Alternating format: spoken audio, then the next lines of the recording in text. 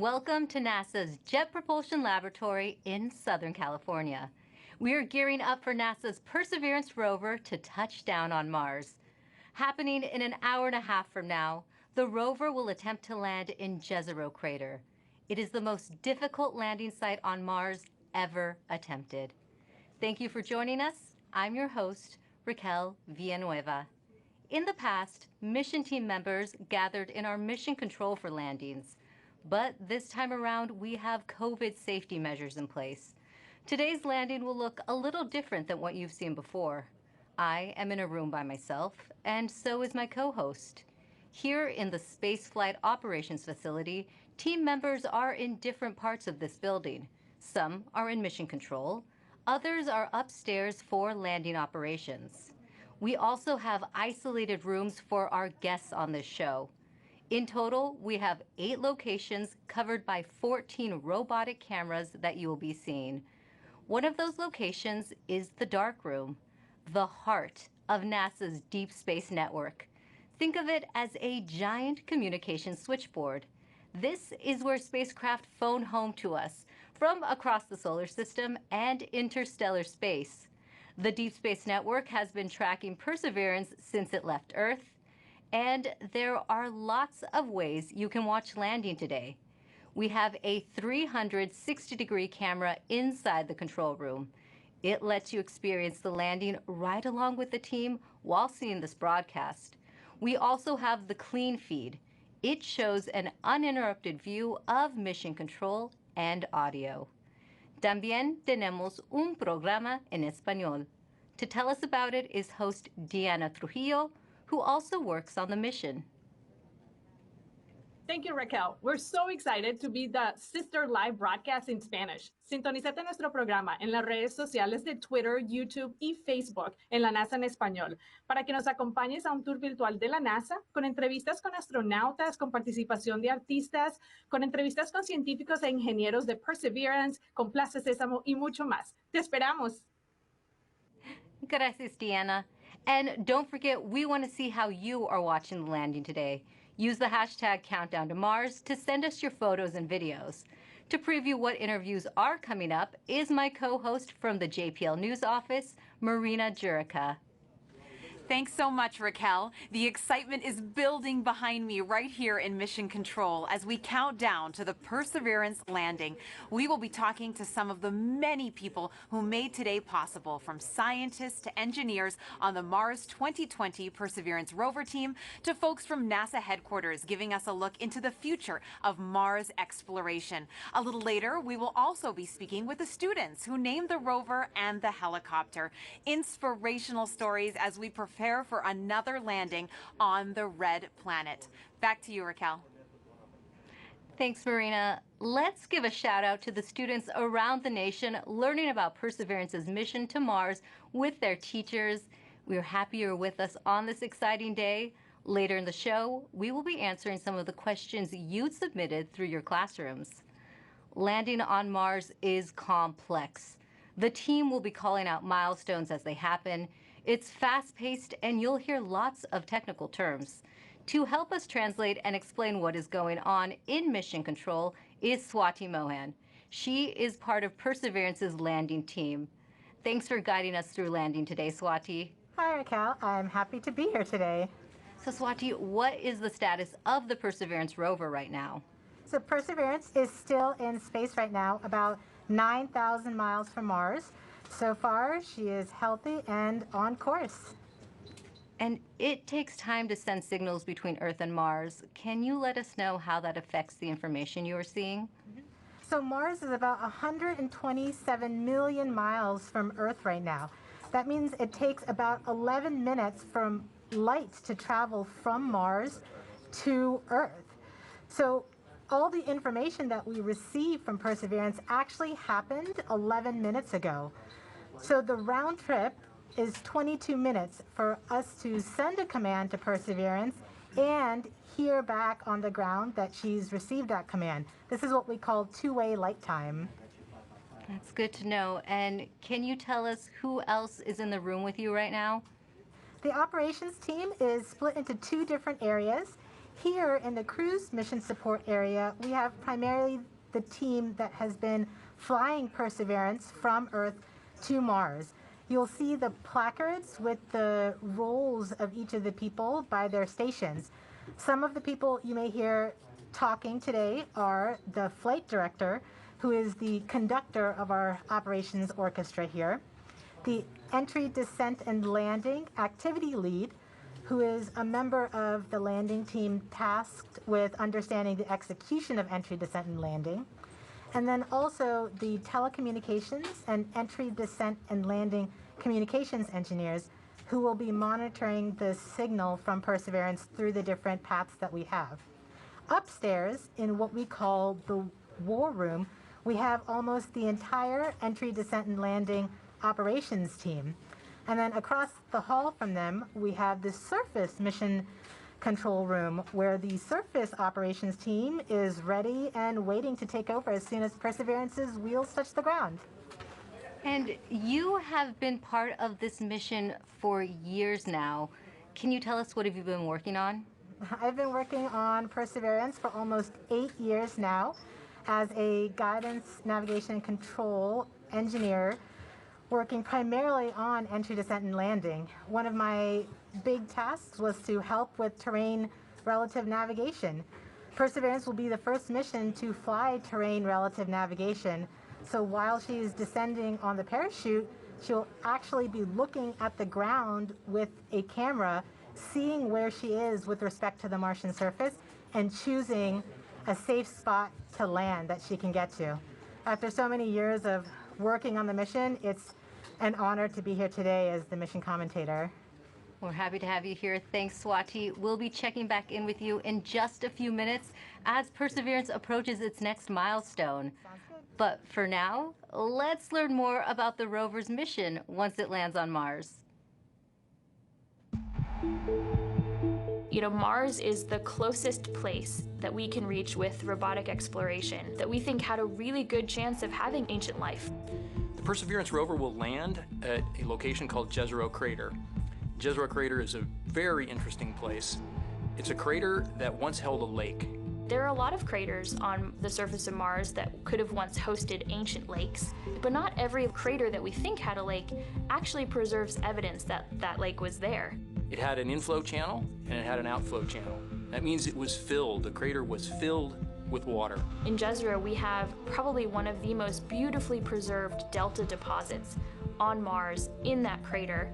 This is a wonderful place to live for microorganisms, and it is also a wonderful place for those microorganisms to be preserved so that we can find them now so many billions of years later. There is no other place on Mars that has the unique combination of a lake setting, a beautifully preserved delta, and the diverse mineralogy that we have in Jezero Crater. So it's truly a special landing site. The major goal of the Perseverance mission is to investigate astrobiology on Mars, and in particular, to address the question of whether life ever existed on Mars. The Perseverance rover starts with a design that's very similar to Curiosity, but we've added to it a whole new set of science instruments. And these science instruments were purposefully selected to help us in the search for biosignatures. We're going to be taking microphones with us. For the first time, we're going to have that human sense on another planet. Perseverance carries with her a grand experiment in spacefaring technology, a helicopter, the name of which is now Ingenuity. One of the major upgrades that Perseverance has from Curiosity is that it's able to self-drive for a distance of up to 200 meters per day. As the rover is driving, it's literally building the map of the road it's driving on Mars. Scientists for years have told us that to really unlock the secrets of Mars, we have to bring samples from Mars back to Earth. So what Mars 2020 is going to do is to drill samples, put them in small tubes. We're going to seal it in its own individual tube.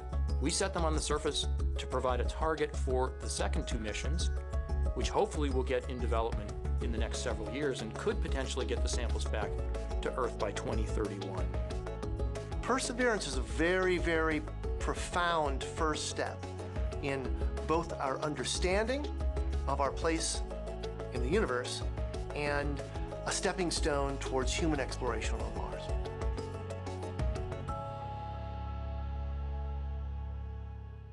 You are watching live Mars landing commentary, and Perseverance is about to reach another important milestone. Swati, can you tell us what is happening? We are at a milestone where the operations team determines whether they're ready to turn off the transmitter to Perseverance. Turning off the transmitter is like taking your hands off of the wheel. At this point forward, Perseverance would be on her own to execute entry, descent, and landing over 500,000 lines of code. Let's listen in. Okay, all stations, we are ready for the transmitter off pole. ACS, are you go? ACS, are you go? ACS is go. Phase 2. Phase 2 is go. Activity. Activity is go. Uplink lead. Go. Systems. EDL com. Go. Telecom 1. Go. Telecom 2. Telecoms go. GDS 1. Go. GDS 2. Go. Fault protection. Go. Power. Go. Avionics. Go. Thermal. Go. Flight software. Flight software go. Data management. Go. Propulsion. Go. Art lead. Go. Team chief. Go. ACE. Go. Launch cruise phase lead. Go. Deputy mission. Go. EDL phase lead. Go. Mission assurance. Mission assurance is go. Chief engineer. Chief is go. Project manager. Projects go. Mission manager. All stations are go for transmitter off. Copy flight, go for transmitter off. There you have it, Raquel. We have deemed Perseverance ready to execute entry, descent, and landing on her own. Thank you, Swati. As we just heard, Perseverance is now operating on its own as it cruises closer to Mars. To help explain what this mission means for the agency is NASA's Associate Administrator, Thomas Zurbuchen. Thomas, this is our 5th rover sent to Mars since 1997. Can you tell us how Perseverance is going to kickstart a new era? Wow, this is such an important day today, and it really is the beginning of a new era in a sense that we're going from exploration, kind of with experiments on rovers, looking around, doing analysis, to the sample return phase, in which we're not only looking around, looking at the geology, but really turning our rover into a robotic geologist and astrobiologist, collecting samples that we will bring back to Earth. And for us, of course, those are where the best laboratories are of all of humanity. Some of them still remain to be explored by some that are not yet in the science community yet. And that's what we're looking forward to. It's that new phase. The other element that I want to talk about is the amazing technologies that are there. And of course, one of my favorites is the Ingenuity helicopter, this in search of this extraterrestrial Wright brothers moment, controlled flight for the first time elsewhere, Raquel. Great. And we have a student question on video for you from Macy. Hi, my name is Macy Ragsdale. My question is anything alive on Mars? Thank you.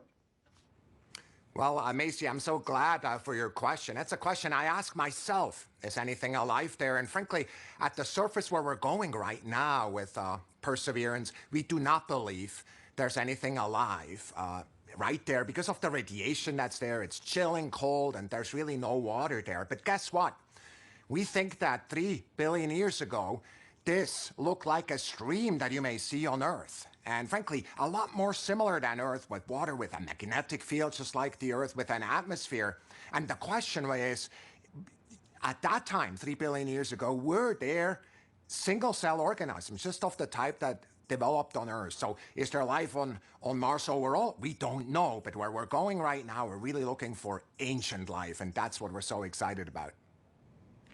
Thank you for your time today, Thomas. And thanks to everyone who has been using the hashtag Countdown to Mars. Here are some of the photos that you've sent in so far. Let's take a look. Now, please keep sharing with us how you are watching this moment today. For now, let's go back to Swati for an important update to what's going on in mission control as we get closer to another milestone. Hi, Raquel. This next milestone is a communications pole. So during landing, not only will Perseverance talk directly to Earth, but we'll also be talking to two spacecraft that are currently orbiting Mars, the Mars Reconnaissance Orbiter and the MAVEN spacecraft. This poll is to confirm with the Mars Reconnaissance Orbiter spacecraft and the MAVEN spacecraft teams that they are ready and on track to support the relay from Perseverance. Let's listen in.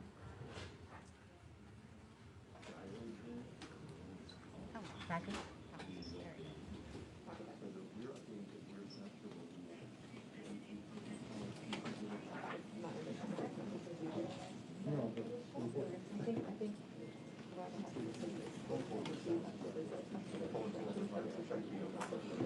EDL comm flight. Go flight. Have you performed the comm check and readiness of the orbiters? We have performed the voice check and the readiness poll and can confirm that MRO, MAVEN, EDA, Radio Science 1 and 2, UHF, DTE, DSN, and EDL GDS are all ready to support. Copy, EDL comm.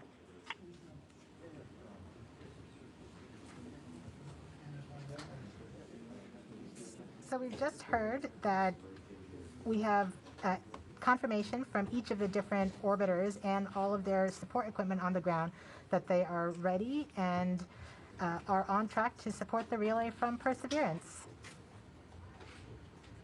Great, thank you, Swati. And we just heard that communications readiness poll, which means we are ready to relay the data Perseverance will send to get a better idea of what the rover looks like as it approaches Mars. We have a NASA program called EYES. The visualization lets anyone watching track Perseverance. Here's how the program works. Follow Perseverance on its journey to the surface of the red planet with eyes on the solar system. From your desktop or mobile device, go to eyes.nasa.gov. Click on the banner, and now you're with Perseverance in real time through every step of EDL, entry, descent, and landing. This interactive experience lets you ride along from whatever perspective you choose. Click and drag, scroll in, scroll out. Check out the descriptions and explanations to increase your EDL expertise. Experience every entry, descent, and landing event precisely designed and executed to land Perseverance safely on Mars. The EYES experience is based on predictive data, but during this broadcast you'll see a different visualization called Ranger, and it's based on the real communication the team in Mission Control receives from Perseverance in near real time. This is the visualization the team will follow as data fills their screens while monitoring the health of Perseverance on its nerve-wracking course to another successful Mars landing. Enjoy the ride.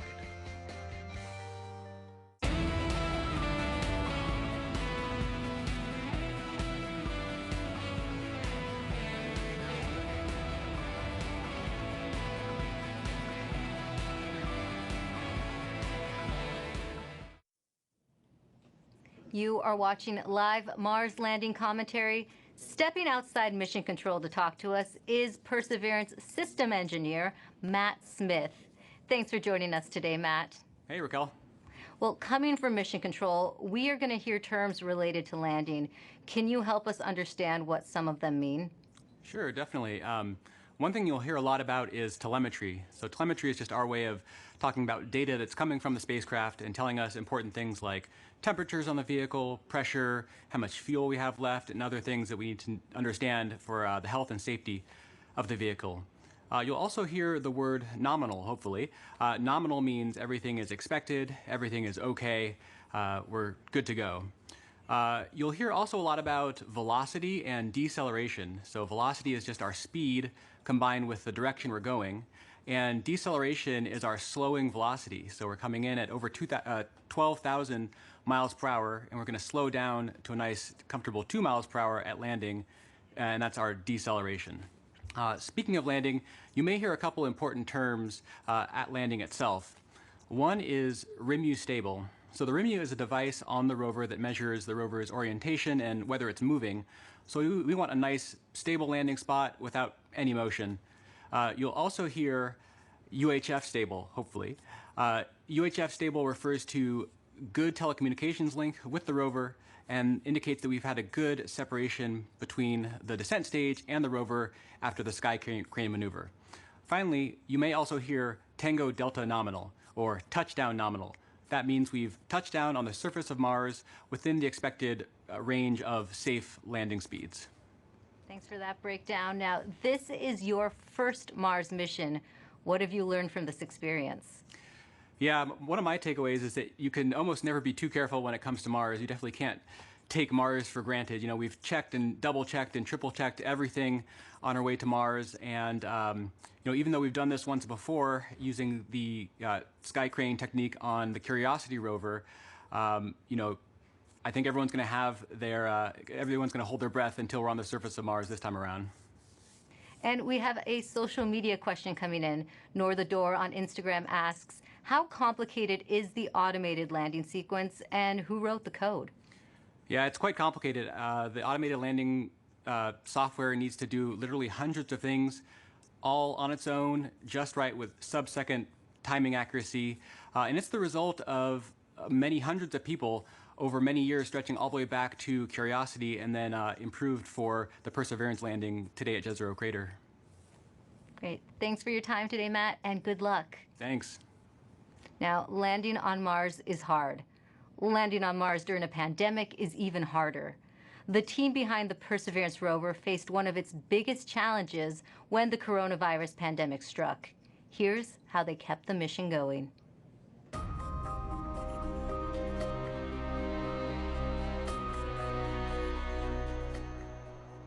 When the pandemic struck, the future was certainly unknown. It was like walking into a blind, dark alley. You didn't know what was there, what was in front of you, what you were going to have to deal with.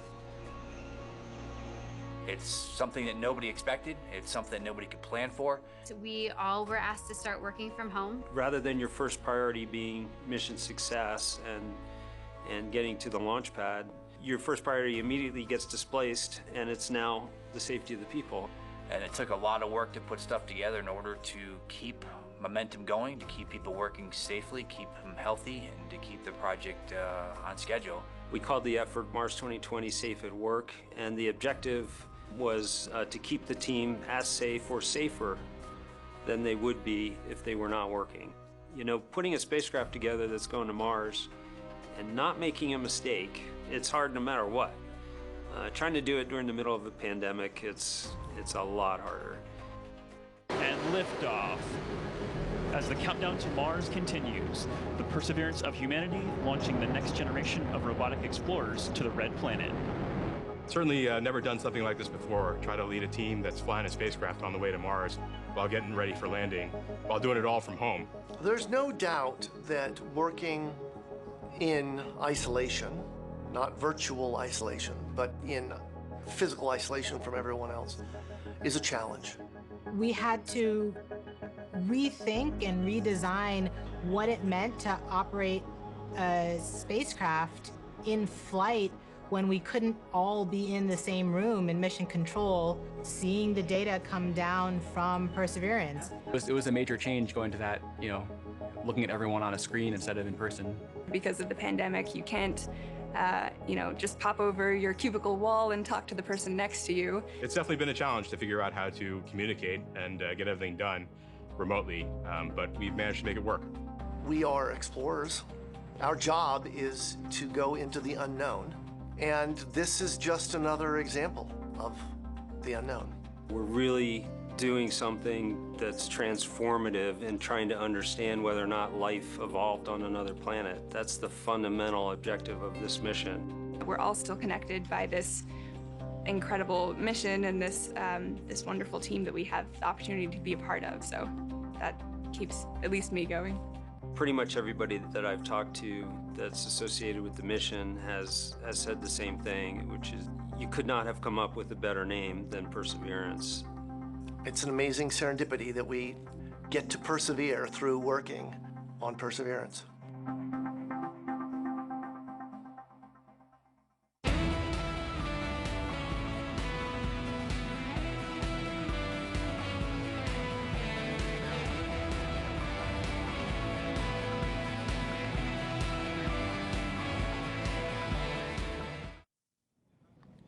Joining us now is Perseverance Deputy Project Manager Matt Wallace.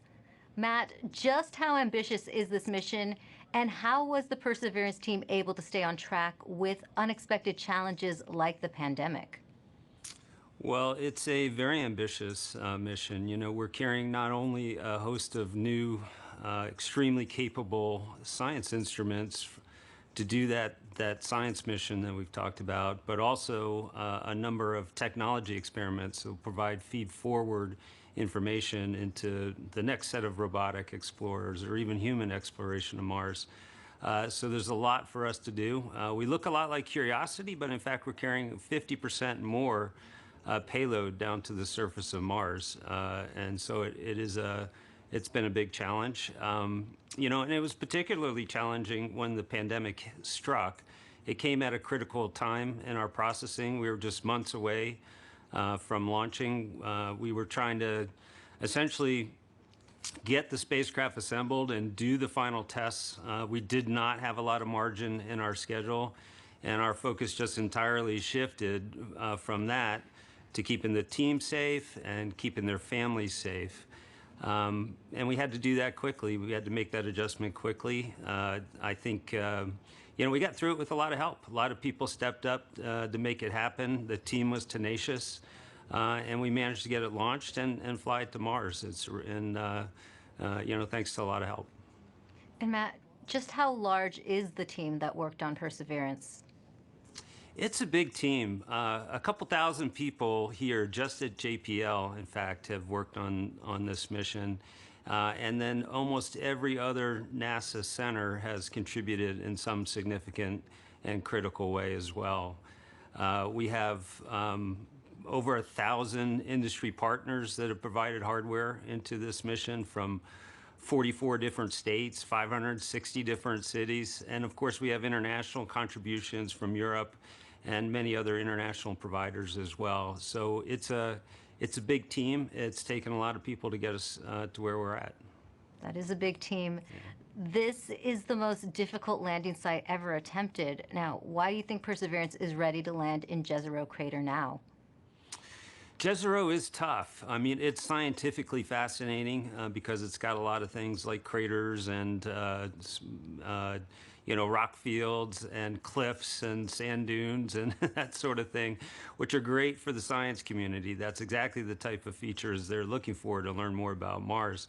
But they're all landing hazards for us. And so we've had to add some new technology, terrain relative navigation, which is the ability essentially to divert away from hazards. But we have taken this system through the same types of paces that we have on previous missions. We've used the same techniques, the same best practices for engineering verification, and in many cases, we've used the same people. This, in fact, is my fifth Mars rover mission, and I'm not alone. There's other people on the project in the same situation. So, you know, the team has given it everything they've gotten to put it all out there and to make this successful, and I think we're ready. Thanks, Matt, and good luck on your fifth mission. Thank you very much. Well, Jezero Crater is a location on Mars that has intrigued scientists for years. Let's head over to Marina to learn more about the science goals of the mission. That's right, Raquel. Here to explain why we want to go there is Deputy Project Scientist Katie Stack Morgan. Welcome, Katie. Thanks, Marina. Glad to be here. Now, Perseverance is landing on Mars at the Jezero Crater. Why is it that you and the team chose this particular area? Yeah, so scientists believe that Jezero Crater is one of the best places on Mars and possibly the entire solar system to look for signs of ancient life. Jezero contained an ancient lake and has within it one of the best preserved ancient delta deposits on the surface of Mars. And deltas form when a river enters a relatively open body of water, like an impact crater, and deposits the sediment that it's carrying into the lake. And we know based on studies of deltas and lakes here on Earth that they're great places to concentrate and preserve organics and support microbial life. We're also excited because Jezero exposes rocks that are between 3.5 to more than 4 billion years old and represent a variety of different geological processes. Now, this might be a tough choice, but what do you think would be the most rewarding scientific discovery that we expect to get from this mission?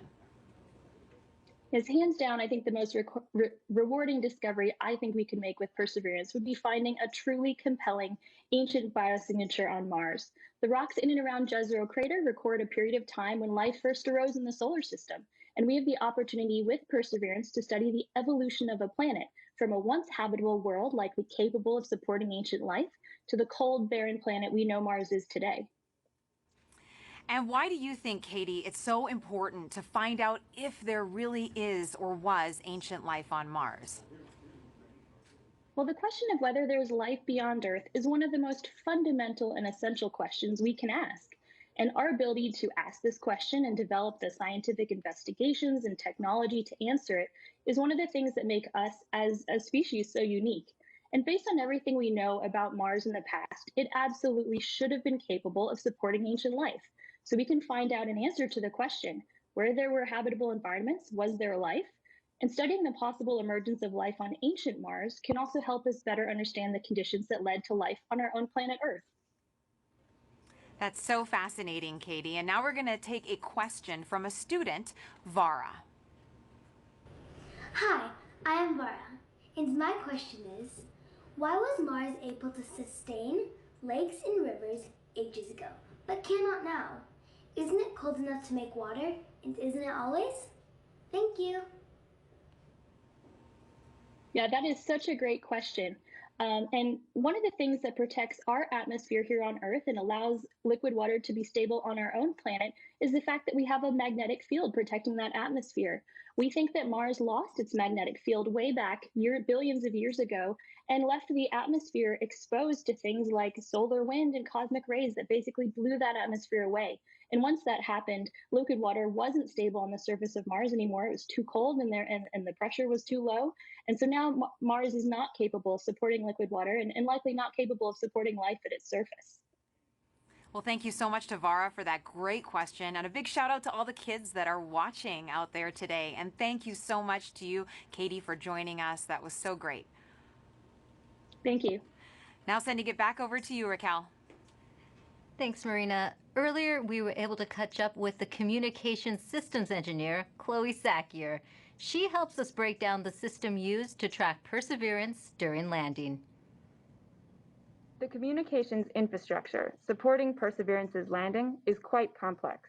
We've rallied a truly global network of relay and communications assets to help us capture and record those precious minutes of entry, descent, and landing, or EDL.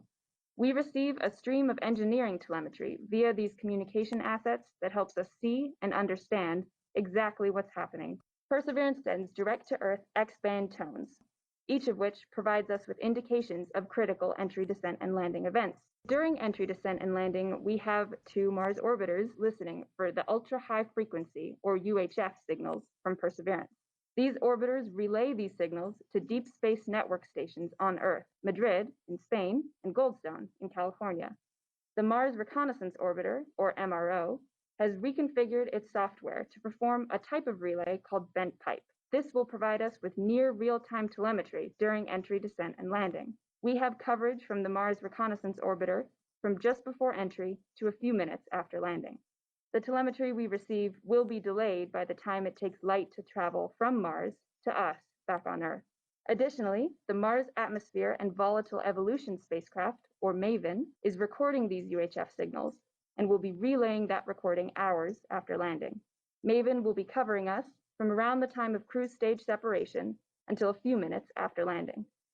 We also receive what we call heartbeat tones, which are indications that the spacecraft is alive and progressing throughout entry, descent, and landing. It's important to note that while unexpected, we could lose our communication links and still land safely. Because Perseverance is doing entry, descent, and landing completely autonomously, she doesn't need our help to joystick the landing. The communication links give us added visibility. And you can see Chloe hard at work inside Mission Control right now. Perseverance's landing might look like the system the Curiosity rover used back in 2012. But landing on Mars is difficult. There's always a risk involved. Here's what needs to happen for Perseverance to touch down safely in Jezero Crater. Nothing can be taken for granted when you get to Mars. There's a lot of things we just don't know. Space always has a way of throwing us curveballs and surprising us. I mean, until we get the data that says we're on the ground safely, I'm going to be worried that we're not going to make it. Entry, descent, and landing is often referred to as the 7 minutes of terror because it takes about 7 minutes to get from the top of the atmosphere of Mars to the ground safely. The spacecraft has to do all of this by itself. There are many things that have to go right to get Perseverance onto the ground safely. There's a lot counting on this. This is the first leg of our sample return relay race. There's a lot of work on the line. Starting about 10 minutes before atmospheric entry, we get rid of really the spacecraft part of the rover that's been supporting us. We come screaming in to the Martian atmosphere at 12 to 13,000 miles per hour. And the heat shield is what dissipates all that initial energy through friction. The vehicle will continue actually flying itself through the atmosphere. It's sort of like a transforming vehicle that went from spacecraft, and now it's kind of like an aircraft actively guiding itself. When we're going slow enough, we deploy a parachute. It's the biggest supersonic parachute we've ever sent to another planet. It's critical for slowing down the vehicle. Perseverance's entry, descent, and landing borrows heavily from that of Curiosity. But fundamentally, Perseverance is a different rover. She's bigger, she has different instruments. We've added a lot of smarts on the inside to make it more capable so that it can deal with the landing site that we've given it. The science team identified Jezero Crater as basically an ancient lake bed and one of the most promising places to look for evidence of ancient microbial life and to collect samples for future return to Earth. The problem is it's a much more hazardous place to land. When you look at Jezero, all you see is danger. How do we go to a site that we never thought was safe enough to go to before? So the heat shield, which has protected us all the way through entry, is no longer necessary. We need to get that off so that we can actually see the ground. And we can see the ground in a couple different ways. Perseverance will be the first mission to use terrain relative navigation. So while it's descending on the parachute, it will actually be taking images of the surface of Mars and determining where to go based on what it sees. This is finally like landing with your eyes open. Having this new technology really allows Perseverance to land in much more challenging terrain than Curiosity or any previous Mars mission could. Amongst the rocks and the craters and the cliffs, these things are hazardous to the rover, but these are the things that are interesting to the scientists. Once Perseverance has figured out where she is, we jettison the back shell and parachute and light up our rockets. Those rockets help us steer to a safe landing spot that's nearby. That descent stage takes us all the way down to about 20 meters off the ground. That's when we start the sky crane maneuver. Once the rover has hit the ground, the descent stage will cut loose from the rover and fly away to a safe distance. Surviving that 7 minutes is really just the beginning for Perseverance. Its job, right, being the first leg of sample return, to go look for those signs of past life on Mars. All that can't start until we get Perseverance safely to the ground. And then that's when the real mission begins.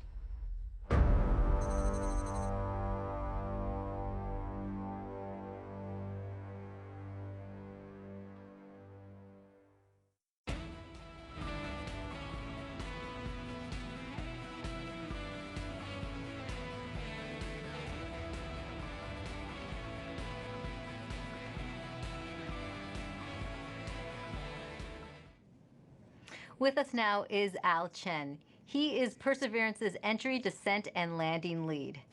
Al, you were part of the Curiosity rover landing. Does it get any easier the second time around? It absolutely does not, especially when considering we're trying to land the biggest, heaviest, and most complex rover we've ever built at the most dangerous landing site we've ever attempted. Jezero may look great and promising from a science perspective, but it's absolutely treacherous for landing. There's a cliff wall that's about 200 feet tall that runs right through the middle of the landing site. There are craters full of sand that even if we landed in them, we would not be able to drive out of. And there are rocks to the east and actually all over the place, and rock fields. That would be a bad day for us if we were to land on them. Now, Al, what new technology makes this type of dangerous landing possible? Perseverance is carrying two new technologies that are really kind of under the hood smarts that are allowing us to land at this kind of treacherous landing site. The first is range trigger. That's the ability, we've given Perseverance the ability to decide for herself, based on where she is, when to deploy the parachute. Previously, we used to deploy parachutes, that supersonic parachute, based just on navigated velocity. But now Perseverance has the smarts to figure out where she is and deploy that parachute at just the right place to make sure that we shrink where we could come down. That actually reduces the area, that error ellipse, where we can come down on the ground, from something that was on the order of 15 miles long by 12 miles wide for Curiosity to about 5 miles long by 4 miles wide for Perseverance. So that's quite a bit of reduction. Second, the next piece of technology that's helping us land there is terrain relative navigation. In the past, after we popped off the heat shield, we've taken pictures of the ground as it's been coming up, but we haven't really done anything with them. This time, Perseverance is carrying a camera to take pictures, but also a kind of second brain to help it figure out what those pictures are telling it and match it up with an onboard map from a satellite. That allows it to figure out exactly where she is. Suddenly then, she can then fly to safe spots that are nearby once she really knows where she is. It allows the site to not have to be as flat and boring as a pancake as some of our past sites have been, the entire area we could come down. Now we just need little pieces of that site to be small enough and safe enough for us to land in safely and fly there after we've gotten rid of the parachute. And we also have a social media question coming in. Sansakari14 on Instagram is asking, how does the Sky Crane decide where to move itself after the payload lands? After the payload lands, after the rover touches down, the Sky Crane, the descent stage, which is that rocket-powered jetpack above it, the first job, of course, is to make sure you don't hurt the rover. So it'll turn forward or backward so that the engine plumes don't pass over the rover. So it'll come up and start to turn. And it'll go in whichever direction is closest to north. So it can either go forward, if that's the way north is, or go toward the rear of the rover, if that's where north is. And it'll fly about 1/3 of a mile or so away. Thanks for talking to us today, Al. Thank you very much. Now, let's head back to Mission Control for an update from Swati. Hi, Raquel. So remember that command that we sent at around 11:35 to turn the transmitter off? We are just about to get confirmation that Perseverance has received the command. The command took 11 minutes to go to Perseverance, and then the reply took 11 minutes to get back from Perseverance to the ground. So we should hear any second now that we have officially turned off the transmitter. And after that, we will be about 4 minutes from the start of entry, descent, and landing mode. At this point, we will transition from the cruise approach mode to entry, descent, and landing. And that means our travel from Earth to Mars is done, and now we just need to get to the surface. So far, things are looking good. Great. Oval, this is CAD 3, ready to show estimated miss distance for OD 132. Copy EDL phase, welcome back.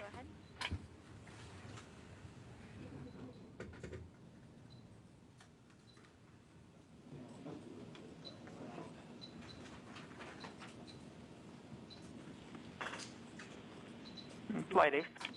Go Ace. Our tracking stations have all confirmed the results of the transmitter drive off and in lock one way. Copy Ace. GDS flight. Flight GDS. At this time, I'd like to disable the alarms before EDL main. So please disable all the alarm files and start a new downlink session. Copy that. EGP. Copy that. Proceeding now. Confirmation that we are now officially one way and the transmitter is off.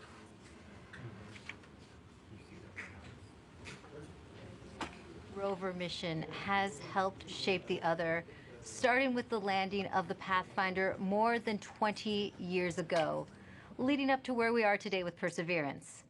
Perseverance Deputy Project Manager Jennifer Trosper has worked on every Mars rover mission, and she joins us now. Jennifer, how does Perseverance fit into the history of exploring Mars?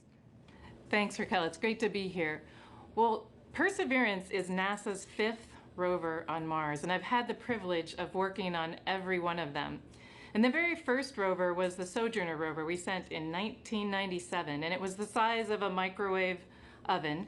And even at that small size, Sojourner was able to transform the way that we explore Mars, from stationary landers to small roving robots that go from place to place, just like a geologist would on Earth. So once we had that roving capability, then we sent our twin rovers Spirit and Opportunity. Spirit and Opportunity were tasked with finding evidence of ancient water on Mars. Now they did. They're great explorers, and both of them found ample evidence that water had once existed on the surface of Mars. But we had a question. Another question then was, Mars ever habitable if water had been there? And that's when we sent Curiosity. Now, Curiosity was a major upgrade to our rover fleet. She's the size of a small car. She landed with the Sky Crane system instead of airbags. And she also carries along her own sample analytics lab, and she's still operating today. And during her exploration, she has found evidence of a habitable environment in an ancient lake bed on Mars. So now we're sending Perseverance. Perseverance is tasked with answering the question and looking for evidence of ancient microbial life on Mars. And in order to do this, she has to be the smartest and most capable rover we've ever sent. Speaking of Perseverance, can you tell us more about how Perseverance is smarter than its predecessors? Yes, we've made a lot of upgrades to help her along with the surface mission. One of them is for her autonomous traverse capability. When I say autonomous traverse, I mean we tell her where we want her to end up, and she has to figure out the safe and best way to get there. In order to do that, she uses her cameras, algorithms, a computer. So we've given her another computer, we've upgraded the cameras, and we've upgraded the algorithms. Now she drives 3 times as fast as Curiosity could drive in this autonomous traverse mode. In fact, her average daily distance for driving, about 200 meters, is close to the maximum distance any rover has ever driven in a day on Mars. So she's fast. Another thing that we've done, which is the most significant upgrade that we've made, is the sample caching system itself. Curiosity has a robotic arm, like Perseverance has a robotic arm, but on the end of Perseverance's robotic arm is a coring drill that will go and take rock cores, transfer them into sample tubes and into the rover, where another robotic arm will take those tubes, will seal them and store them, and eventually drop them on the surface of Mars for future return to Earth. Great, and we also have a social media question about Perseverance. Erica AS on Instagram wants to know what the wheels of the rover are made out of. Great question. Well, you may think we make them out of some material you've never heard of. It turns out they're made of aluminum. Now, Perseverance's wheels are a little thicker than Curiosity's, but they're actually both made out of aluminum. And one more question for you. Can you tell us more about the importance of where you are right now in the building? Yes, I am above, on the 2nd floor, above the cruise mission support area that you've been watching. And this is the surface mission support area. So as soon as Perseverance lands, all commands, this room will take over. It will become headquarters for operating Perseverance on Mars. Thanks for taking the time to talk to us today, Jennifer. Thank you. Now, we now know Perseverance's place in history. Let's take an up-close look at the rover with Mars 2020 System Testbed Engineer Elio Morillo. Thank you, Raquel.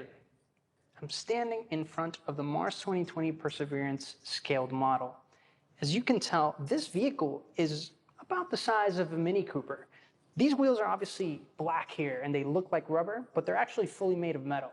These wheels are designed to allow us to climb over obstacles and of course climb over hills and minimize the amount of slipping once we're traversing on the surface of Mars. Here in the front of the rover, we have the sample caching system. And of course, at the very front end of this is the robotic arm, which this entire system is arguably the most complex robotic system we've ever sent outside of Earth. Here at the tip of the arm, we have a turret which contains a suite of instruments along with some drills and coring capabilities that will allow us to do contact science once we get to the surface of Mars. Not only that, this robotic system is equipped to collect samples about the size of a piece of chalk that then eventually will be stored inside of the vehicle and dropped off in a later location so that an eventual mission can go and return these samples to Earth, something we've never done in the past. Here in the front, we have the remote sensing mast. Something of note is that this mechanism is going to be stowed upon the touchdown on the surface of Mars. And one of the first critical activities we do is deploy this mechanism. This mechanism includes several cameras that are going to give us some of the most breathtaking images we've ever taken on Mars. Along with that, we have some lasers as well as a spectrometer. They're going to allow us to do some remote science. Here you see some of these extrusions that are part of the larger weather suite of instruments that will allow us to characterize the local climate around Perseverance. So that's a quick tour of the rover, but I gotta get back to work. So back to you.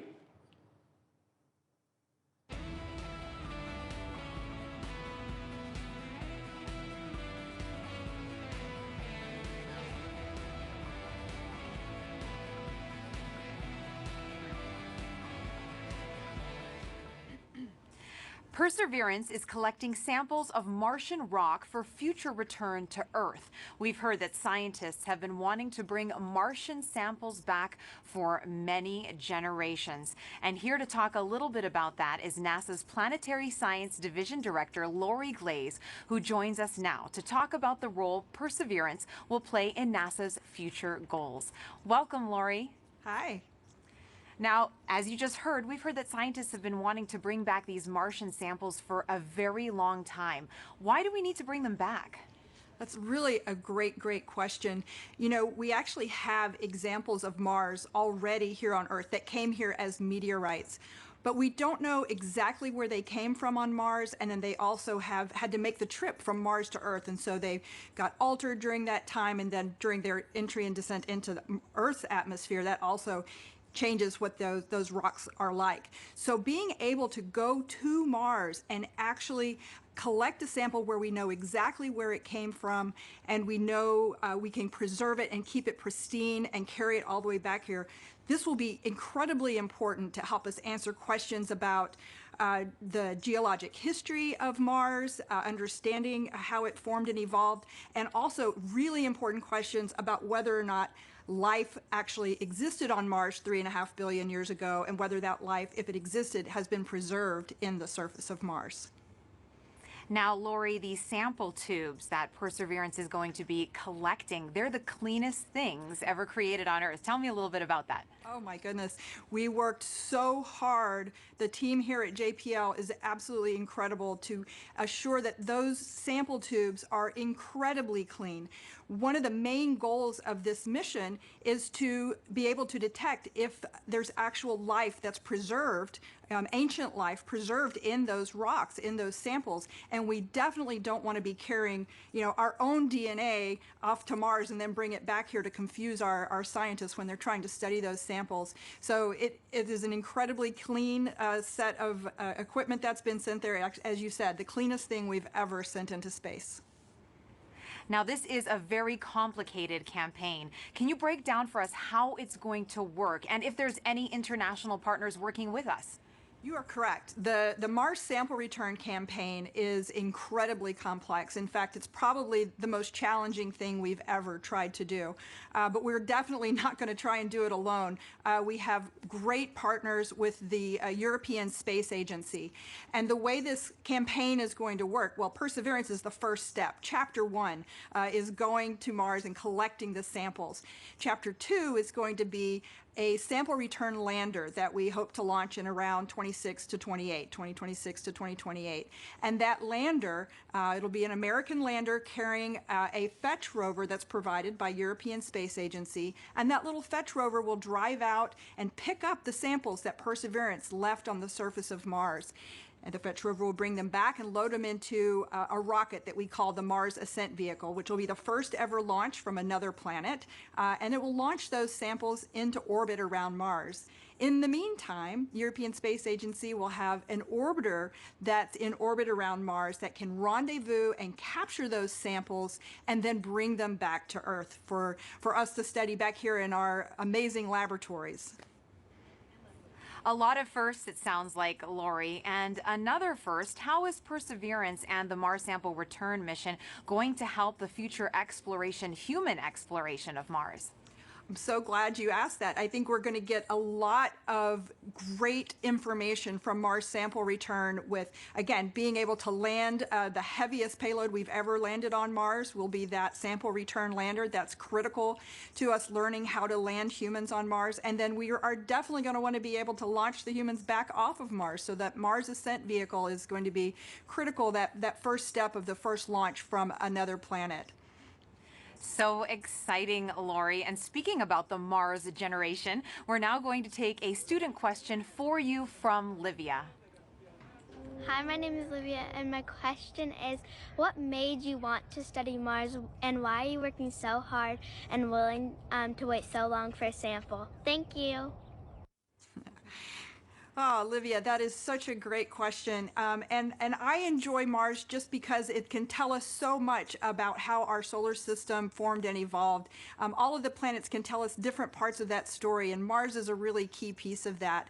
And one of the main reasons we're willing to wait so long to get the sample back is that we've got great new scientists that are all about your age, and in about 10 or 15 or 20 years, you'll be the generation that's going to actually get to work with these samples. When they come back, you'll be the scientists and engineers that will be the next generation to change how we think about Mars and how we think about life in the solar system. That was a great question, Lori. Reach for the stars, future little scientists and engineers. Thank you so much for joining us here today, Lori. It's my pleasure. Thanks. Back to you, Raquel, for another mission update. Thanks, Marina. The cruise team for Perseverance controls the rover on its way to Mars. And moments ago, they handed it over to the landing team, and it looks like team leaders in mission control are about to talk to both teams. So let's listen in. The CBM change, as I mentioned previously, is to the EDL reserve two-way non-coherent route. Activity. Copy flight. EDL phase, go ahead. I'd like to see pep talk, I guess, to the team. All right. You know, I'm terrible at pep talks. I think my reputation precedes me there. And look, I know this hasn't been easy, right? I'm not even sure we've even been all in the same room at the same time. I mean, I'm staring at folks across the internet as well. Even now, right? Only. Yeah. Voice check. Okay. I do want to just extend my heartfelt appreciation from the EDL team to the launch cruise team. You've done everything we've asked for, right? I mean, you've battled anomalies, you've dealt with SETIs, you've done everything.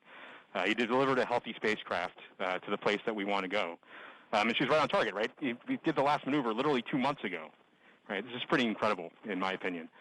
And she's armed with the right information to help us land. Doing the parameter update last night, we're ready to roll. You've done everything right. And you've put up with us too, right? You've put up with our eccentricities and the things we like to do in EDL land. So I very much appreciate that. So you all should sleep in on Friday, since you guys have earned it. Thanks for literally and figuratively putting us in the right position to succeed. And let's land on Mars together. Copy EDL phase. And as flight director, I also would like to thank the whole team, cruise ops, EDL ops, EDL team, and the surface ops as well. It's been an amazing journey. I think we all know that. And it's been my honor and pleasure to work with you all side by side. And your tireless efforts and endurance in the face of our challenges has been truly, truly inspiring. So kudos to you. Mission, would you like to say something? Yeah, just echoing the same words that Al and Magdi have mentioned. You guys have overcome great obstacles in the last 6.5 months, and it started with an earthquake in this room on launch day at L-20 minutes. So I can't be more proud than all of the achievements that you guys have pulled off in the last 6.5 months. Whatever happens in the next hour and a half, you can be proud of the achievements that you've accomplished so far. I look forward to seeing you on the other side, and I only wish that the rest of our team could be sharing this moment with us. This is a very unusual event. This room is only half as full as it would be if we weren't in this pandemic. So missing everybody on the team who's not with us here today. And go EDL. Welcome to the EDL family.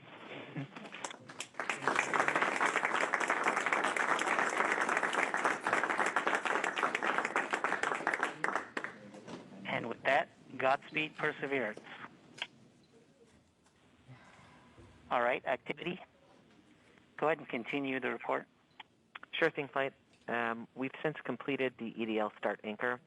As I was mentioning, we changed our CBM row to EDL Reserve two-way non-coherent. That row reinforces our CBM windows disabled, keeps our packetization on, it turns off our ranging and switches to the auxiliary oscillator. We have also started our real-time data products and reinforced Medley on. At this time, Now, we just heard Perseverance team leaders thank the cruise team for their work in guiding the rover to Mars. Now, did you know the rover name and Mars helicopter name came from students? Well, a couple weeks ago, Marina was able to catch up with them. Thanks, Raquel. Earlier this year, NASA and our partners held a nationwide essay contest to name our Mars rover. Alex Mather, a 7th grader from Springfield, Virginia, submitted the winning essay that was selected by NASA from a field of more than 28,000 entries from K through 12 students in every state in the U.S. Vanessa Rupani's essay for Ingenuity was so compelling, NASA thought it would be a perfect name for the history-making helicopter, a technology demonstration carried aboard the Perseverance rover. Alex and Vanessa join us now. Welcome, you guys. Hello, space nerds. Hi. Now, you got to go to Florida and watch the launch live back in July. Alex, what were you feeling as you saw that rocket launch into the sky? I read a lot of books written by astronauts, and every single one of them always talks about the raw power behind the space launch. And I definitely feel like watching the launch invoked that sense of well, inspiration mixed with anticipation, along with that rumble in my chest. That's very inspirational, and I'm sure that you have had many conversations with your classmates since this all began. Now, what kind of questions have they asked you? I got some people asking me about what this helicopter is, what this rover is, what are they actually going to do. So I love that this whole experience sparked a greater interest in the mission in my community. Why do you think it's so important for kids to be inspired by space exploration? Because space is the future, and kids are the future. Learning about space and watching the story of humanity spread to the stars happen is watching the future happen and seeing history unfold. The best way to keep our home safe and protect our planet is to learn from the worlds around it. So I think it's really important for the next generation of scientists to be engaged in that type of exploration to make our home the best place it can be. Now, speaking of the future, what has your life been like since naming the rover and helicopter? Has it sparked any future aspirations for the two of you? Oh man, I am currently applying to a science and technology school for high school. Hoping for a NASA internship sometime along the way, with my ultimate goal being to join the incredible team of scientists and engineers who are about to make this happen. This whole experience has definitely shown me that I want to go into the space industry. I came home from Florida, did all my college applications, and checked aerospace engineering on all the boxes. I mean, the whole time we were there, I was thinking, why would anyone want to do anything else? So true. And the best of luck to both of you. Thank you so much for joining us here today, Alex and Vanessa. Thank you for having us. Thank you so much. I had a great time. Now, your essays, as well as the top 155 finalist essays, are riding on the Perseverance rover, along with nearly 11 million of the names from all over the world that were submitted before launch. And if you miss the chance to get your name on Perseverance, then you will get another chance to reserve a spot on the next mission to Mars. So make sure that you sign up now at mars.nasa.gov for your boarding pass. As virtual celebrations are happening all over the globe, let's take a look at some of your submissions on our social channels, showing us how you're celebrating the Perseverance landing right now. And remember to hashtag countdown to Mars and send those in. We would love to show them off. Look at these kids. They are getting so excited. Everyone's watching it. A lot of classrooms are watching it. Oh, and great, someone did a Lego version of Perseverance, which is awesome. It looks fantastic. We love getting all your pictures out there. We've gotten a lot of artwork from kids, which has been great. I know I have a 9-year-old John at home, and he loves to draw the rover. And look at that. That is awesome. That's better than anything I could bake, that's for sure. Perseverance in a cake. That looks so great. Delicious. I want to get into that. Another great send-in from David Bowie Reel. Thank you so much for your submissions. Remember, hashtag countdown to Mars. We love to see how you're celebrating. Now, you might know our next guest from shows like Emily's Wonder Lab. Joining me now is Emily Calandrelli. Thank you so much for being here with us today. Hi, thanks so much for having me. Now, you are very passionate about getting kids interested in science and space exploration. Why do you think kids are so excited about space? Well, I know the reason I'm excited about space, and I think it's the same reason that many others are excited about space, and it's that the people in the space industry work to answer two of the biggest questions that humans have ever asked. Are we alone in the universe, and where did we all come from? And by sending a rover to Mars, we are gaining evidence for the answers to these questions, more evidence than we ever had before, and I think that's so exciting. It is, and I know you get loads of interesting questions from kids. Have you gotten any about Mars specifically?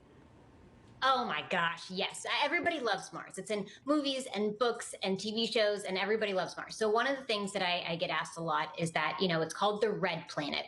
Why is it red? Well, it's red because it's literally rusty. The top layer of soil on Mars has iron oxide in it, or rust, and rust has that brownish red color. So it's red because it's rusty. And also because it's red, they ask, is it red hot? Is it really hot on Mars? And well, no, actually, it's colder than the Earth. It's farther away from the sun. So as you would imagine, it's a little bit colder than the Earth. It also has a really thin atmosphere. So the heat that it does have, it has a hard time keeping in. And so it's a little bit colder. But then I also get asked, what would I weigh on Mars? That's a really fun question. So on Mars, it's a little bit smaller than the Earth, so the gravity there is weaker. It's about 3/8 the gravity that we have here on Earth. So if you weighed 100 pounds here on Earth, you'd weigh 38 pounds on Mars, or 100 kilograms here on Earth, 38 kilograms on Mars. Those are all super fun. I think even some adults want to know the answers to those questions, Emily. Now, why do you think it's so important to educate kids about science and give them that great foundation? Well, science is the language of nature, and learning about science and learning how to think like a scientist means you are learning how to systematically seek out truth in the world. You are learning the scientific method, you're learning how to be a critical thinker, and honestly, those skills are great for whatever you end up wanting to do in life. True. If you want to be a scientist or an opera singer, that holds true. And what are you most excited about today? I mean, humans are launching a robot to Mars. That doesn't happen every day. I think in all of the hecticness that is going on today and all of the nerves, I just hope everyone can take a moment to sit back and remember that we live in a time when humans have the ability to send a robot to another planet. And that's so cool to me. It is very cool, Emily. Take a deep breath. Thanks for joining us here. Thanks for having me. Sending it back to you now, Raquel. Thanks, Marina. We are offering lots of ways to ride along with us to Mars. Now put yourself right into the action now with our Perseverance photo booth. You can pose next to the rover, place yourself in our mission control, and even see what you might look like taking a selfie on the red planet. There, you'll also have a chance to sign up to send your name to Mars on NASA's next flight to the red planet. It's all available at go.nasa.gov/Mars 2020 Toolkit. And joining us now is JPL Chief Engineer and landing veteran Rob Manning. He will be breaking down key moments coming up, and very few people know more about landing on Mars than Rob, going back to the Pathfinder mission in 1997. Thanks for joining us today, Rob. Thank you very much, Raquel, for having me here. And what a wonderful experience. What a wonderful day for a beautiful day in California. We're just all so excited here, anxious, worried, but very hopeful. Rob, I have a question for you. There is a landing tradition at JPL that involves eating peanuts for good luck. Can you tell us how did that start? Yes, it started in the mid-1960s. What happened was we had a series of missions that had failures. The Ranger program in the early 1960s, one after another, failed. And what happened was one day, a fellow by the name of Dick Wallace on Ranger number 7, on the 7th attempt, decided to bring peanuts to the ops area just before the launch, and guess what? That mission worked. Now, we're not supposed to be too superstitious. We're engineers and scientists after all, but we love tradition. And ever since then, before launch and before critical events like entry, descent, landing, we have brought out peanuts and shared them with the team. And it's been really a wonderful little experience. And so this is something we'll do. We're doing right now. And it's something that we just can't help ourselves. It's just part of the experience. Well, speaking of the experience, how did the Perseverance team keep the tradition alive this year? Well, this year we're passed out little packets of peanuts to the team, and they can sneak one peanut in their mouth as part of to keep the tradition alive. But you know, this is part of the COVID experience, but we can't leave this one undone. So this is what we're doing, and this is going to help us land safely. All right, thanks, Rob. I have some questions for you a little later on, but we're heading back to Swati Mohan, who is part of the landing team. She'll be calling out key milestone and events as they happen from Mission Control. So let's listen in right now. So right now we're still about 20 minutes from entry, and the EDL phase is giving a last-minute confirmation of what will be happening in the upcoming changes to the vehicle, just to remind the team. This will allow us to steer our trajectory as we make our way through the atmosphere. This is one of the things that allowed MSL, the Curiosity rover, to land where it did. And we're depending on the same type of entry guidance this time around to help get us very close to our target. As we make our way through entry, finish our guided entry profile, we'll do a maneuver called heading alignment, where we point toward the target and get ready to deploy the parachute. But before we deploy the parachute, we need to get rid of a set of balance masses that have been giving us a center of gravity, or CG offset, throughout the guided entry phase. So these are called the entry balance masses. We also call this maneuver SUFR, S-U-F-R, or straighten up and fly right. So we'll go ahead and eject those masses when we get a trigger from the GNC system telling us that we're at the appropriate range to the target to do so. As soon as we deploy those, we will no longer have a CG offset, and we'll be ready to deploy the parachute 17 seconds later.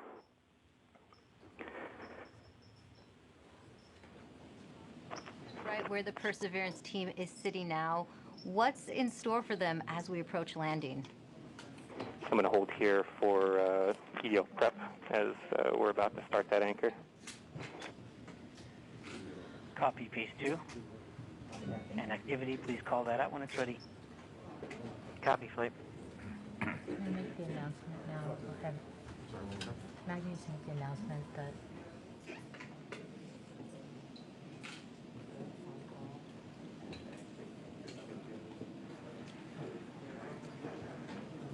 All right. Now, Rob, you've been right where the Perseverance team is sitting now. What's in store for them as we approach landing? Well, this is the really this is the nail-biting time. Fortunately, we still have ones and zeros coming, but very soon, as we approach cruise stage separation, the transmitter on this rover we've been using all the way to get to Mars is going to be turned off. So we will lose our ability to see ones and zeros. But the good thing is, once the cruise stage is gone, there's another radio that will continue transmitting a tone, so that like a flashlight that will allow us to at least see that the vehicle is still on, and that color of that flashlight tells us a little bit what state the rover's in. But soon after that, it won't be very long before we'll be able to hear more ones and zeros coming from the spacecraft. So this is a really exciting time, and it's just important to remind people there's a lot that can go wrong in a day like today. There are thousands of things that have to go right. Yeah, we had success in the past landing on Mars. You'd think it gets easier, but it really doesn't. Why is it still so difficult? Well, it's because it's involved thousands and thousands of things, hundreds of thousands of lines of code. There's 79 pyrotechnic devices. Each have to work perfectly. One critical wire short, or one key thing mechanism that doesn't work or breaks, and it's mission over. And so it's and it's very easy. We're human beings. We're not perfect. Mistakes can be made. We count on each other to find our own mistakes, and we work very hard to learn from the mistakes of the past. We've had many failures. Remind people, roughly half, around half of the missions to Mars over history have failed. And so that could happen today too. Even though we've had a nice, wonderful string of successes in the United States, it's still still a bit of a gamble that we have hoped that we have erred in the side of luck, and we've stacked the deck and loaded the dice to make this thing succeed. But if we do fail, and something bad happens today, I can tell you, we're going to learn it. We'll have the data that tell us what happened. We'll know why. We'll figure it out. And if we are allowed, we will pick ourselves up and get us back on the horse. And if Congress and NASA allow, we will try again. As we always do, we will learn from our mistakes. And what are the possible scenarios we could be looking at today? Well, there's things like one of the key stressful elements for all of us is parachute inflation. But just even separating from the cruise stage is a pretty major event. Lots of devices have to work properly. Certainly, the heat shield separation, getting the descent engine started. There's no less than 16 rocket motors that have to work. 8 to control during entry, another 8 to control it during landing. I said it's a lot of stuff, and it all has to work. And guess what? We haven't done this before with this vehicle ever. This is its first attempt to actually land. We can't try this on Earth. We can't do. We don't have test pilots to try it out on this planet before the big show. So this vehicle is doing it for the first time. We've done the best testing we could do in bits and pieces, but it's as best as we could do. But I think our team is up to it. This team is the best. It's a diverse, intelligent, amazing group of people. People from all over the world who worked on this, not just here in California, but all over NASA, contributors from aerospace, universities, countries around the world. It is just an incredible, remarkable engineering achievement, and I am just so proud of this team. Thanks, Rob. Now, let's listen back into Mission Control. Right, we're about 14 minutes from entry interface. The vehicle is currently preparing the heat rejection system that has kept the thermal system cool inside the air shell for about the last 6 months. This will allow the spacecraft to more easily cut the line in upcoming cruise stage separation, which is under 4 minutes now.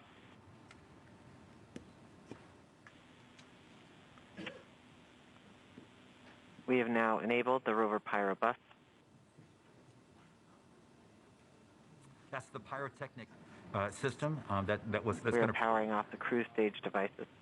And these are the things in the cruise stage that we no longer need. With the pyrotechnic system working, we can explode the devices. The vehicle is preparing for the upcoming cruise stage separation in about 3 minutes 15 seconds. by powering off all the devices on the cruise stage in order that they can be safe once the cruise stage is jettisoned. Yeah, this cruise stage has been very reliable.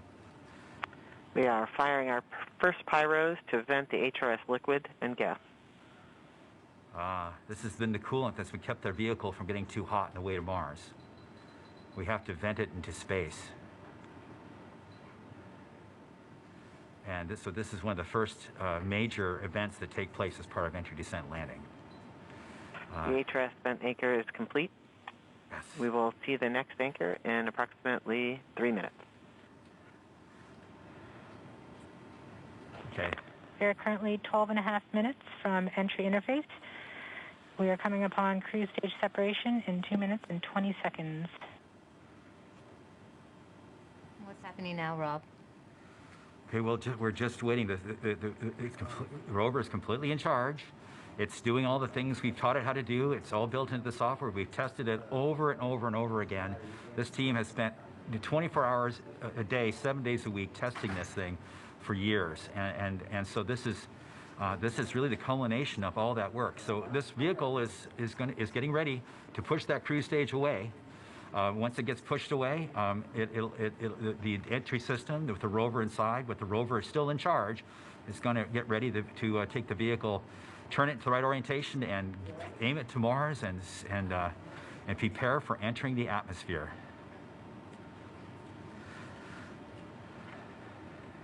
This won't be long. Be prepared for this event. We're about 1.5 minutes from cruise stage separation, about 11 minutes, 20 seconds from entry interface.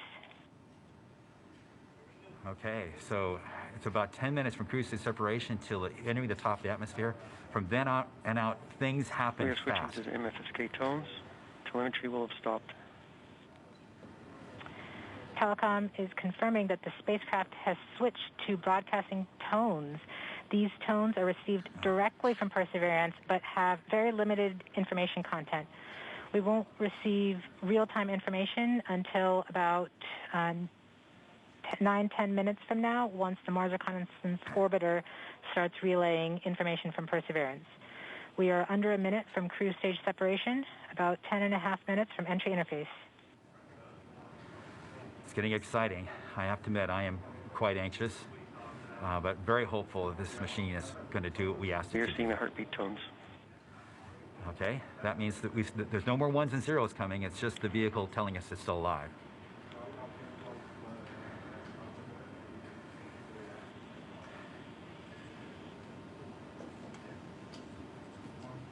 We're continuing to receive tones from Perseverance, standing by for cruise stage separation.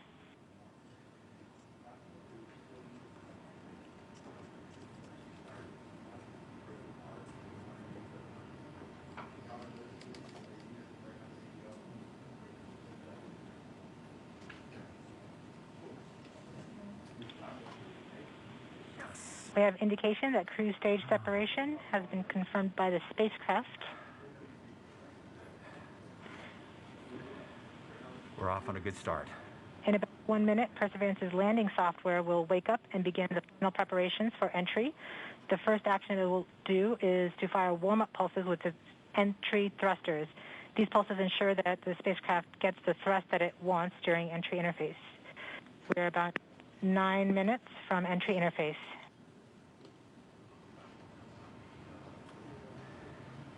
Okay, so now the vehicle's on its own. It's turning itself into the direction of facing the heat shield toward Mars, and will eventually hitting the top of the atmosphere. We're not far away. This is going to go very quickly from here on out.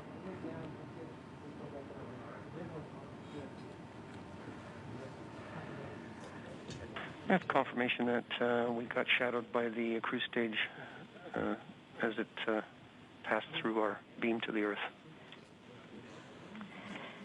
Telecom indicated actually that we could see a signal that the cruise stage went between the Perseverance entry capsule and Earth. So we saw a little blip, the data stream indicating the cruise stage separation. We have confirmation that the vehicle has started warming up those entry thrusters. Warm-up pulses have begun.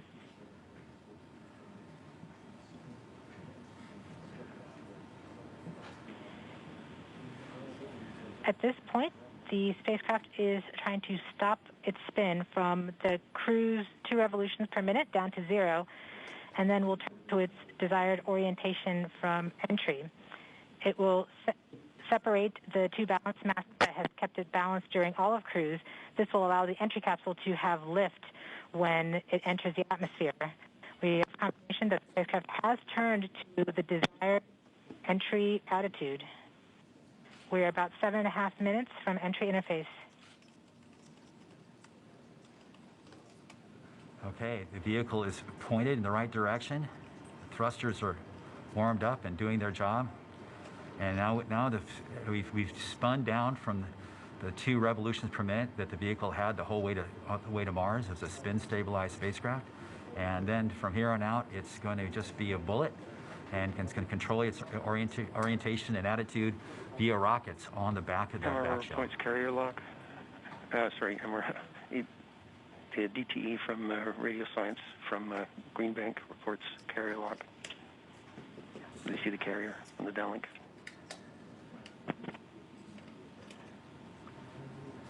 Flight level 1. We are continuing to wait for entry interface. We're about 6 minutes and 45 seconds from entry interface. We have confirmation from Greenback that they are receiving direct-to-Earth telemetry via that path. The spacecraft Perseverance is currently transmitting heartbeat tones. These tones indicate that Perseverance is operating normally and has nothing significant to report. This is as expected. We're currently just over 6 minutes from entry interface.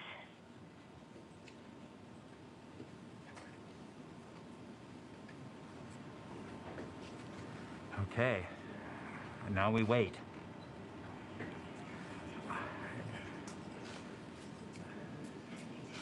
As soon as we get to the top of the atmosphere, it will be very quickly, which is the entry point. It won't be very long before the atmosphere will start getting thicker and thicker. It's going very quickly at a fairly steep angle of 15 degrees into the atmosphere, and as it starts to slow down. We're just under, we're about 5.5 minutes from entry interface.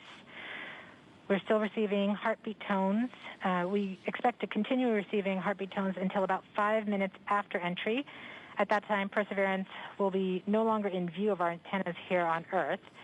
About 90 seconds prior to entry, the Mars Reconnaissance Orbiter should begin receiving telemetry from Perseverance and streaming it to Earth in near real time. There are a few expected short outages, such as when we have a plasma blackout or when we enter the peak heating phase. Aside from these outages caused by the plasma blackout, antenna switching, or high dynamic events, spacecraft events, we should have telemetry until about 90 seconds after landing. A plasma blackout is when the signal from Perseverance isn't strong enough to make it through the superheated, super fast air flowing around the spacecraft all the way down to Earth. Once the temperature drops below that peak heating, we do reacquire the signal from Perseverance. We are currently about 4.5 minutes from entry interface. Perseverance continues to report heartbeat tones, indicating everything is nominal. Okay, what we're looking for now is Mars Reconnaissance Orbiter should be in view soon of our vehicle and be able to listen to ones and zeros coming from a separate radio that's really designed to talk between spacecraft. MRO reports the electro radio is powered on, ready to receive signals from the lander. Okay, MRO is ready and able and waiting to hear from our rover. Mars Reconnaissance Orbiter has reported that it's ready to receive the signals from Perseverance. It should be in a few minutes here. We're just flight level 1 from entry interface.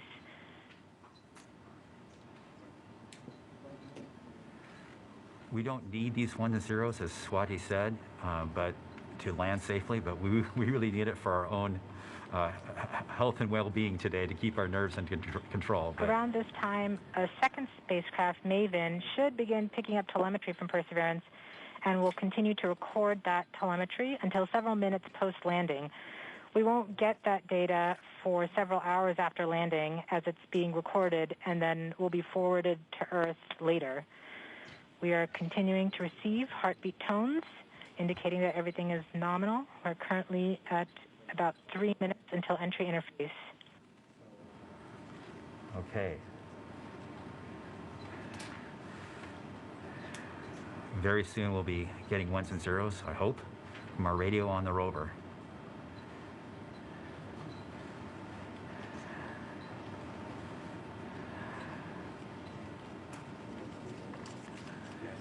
The entry interface is nothing more than just an arbitrary place in the sky that we've defined to be above the atmosphere. But from that point on, there's definitely atmosphere, and above it there isn't. We are 2 minutes from entry interface. Perseverance is to transmit heartbeat tones, indicating everything is nominal. So the tones can tell us whether something is bad or not is happening. So far the heartbeat is doing well. So the vehicle thinks it's in good shape to land, which is a great sign.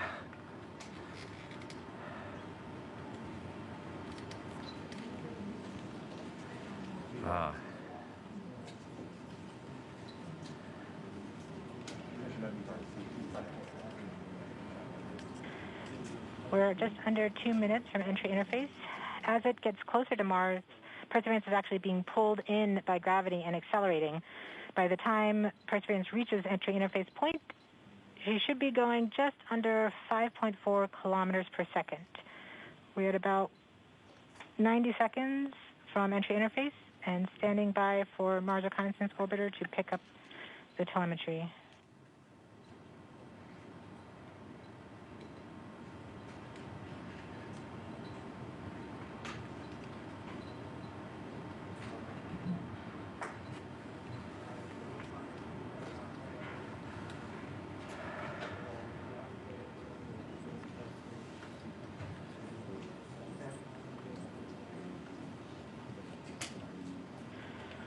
We are 1 minute from entry interface.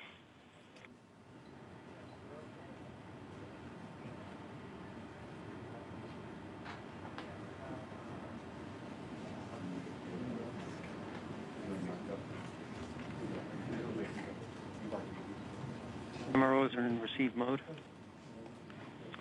We have confirmation that the Mars Reconnaissance Orbiter is now relaying data from Perseverance.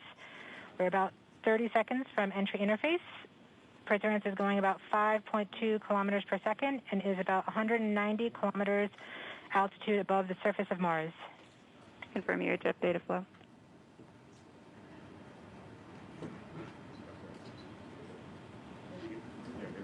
About seconds from entry interface.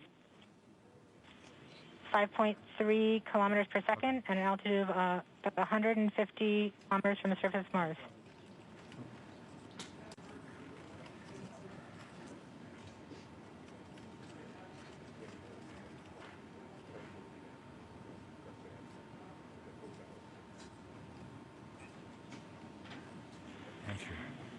We have confirmation of entry interface. Perseverance is currently going 5.3 kilometers per second at an altitude of about 120 kilometers from the surface of Mars.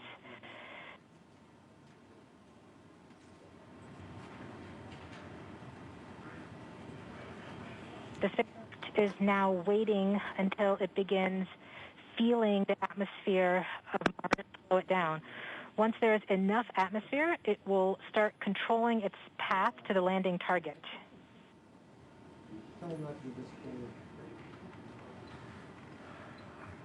Navigation is also confirming that we can see a little bit of that slowdown of the atmosphere on the Perseverance entry capsule. Our current velocity is about 5.36 kilometers per second and an altitude of about 67 kilometers from the surface. We are probably seeing MRO plasma blackout at this point.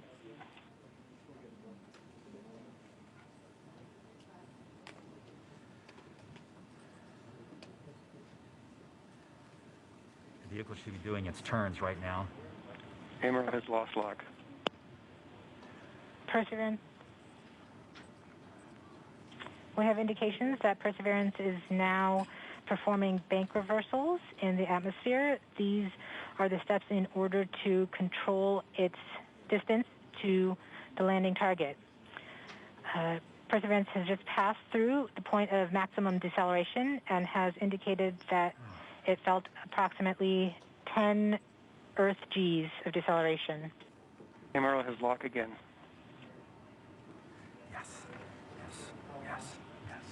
We saw a small outage of the UHF telemetry from Mars Reconnaissance Orbiter during that peak heating phase, likely caused by the plasma blackout. Perseverance is still continuing to perform bank reversals in the atmosphere to control its distance to the landing target.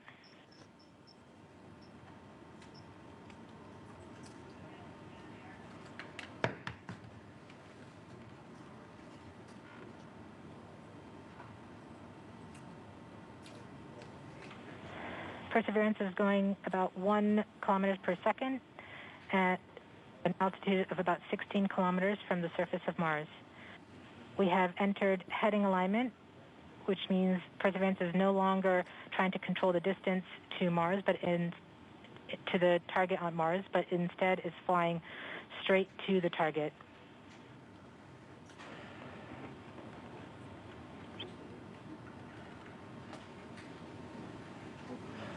Parachute.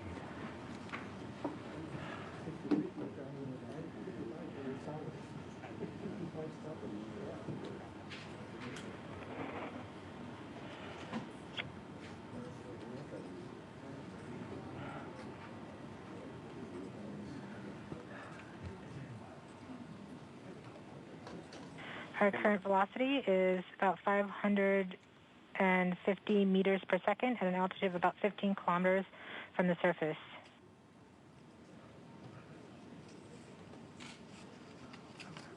MRO's reporting good telemetry log. We are coming upon the straighten up.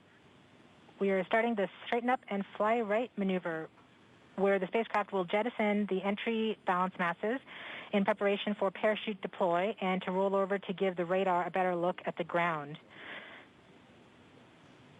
Yes, yes, yes. The navigation has confirmed that the parachute has deployed, and we are seeing significant deceleration in the velocity. Our current velocity is 440 meters per second at an altitude of about 12 kilometers from the surface of Mars.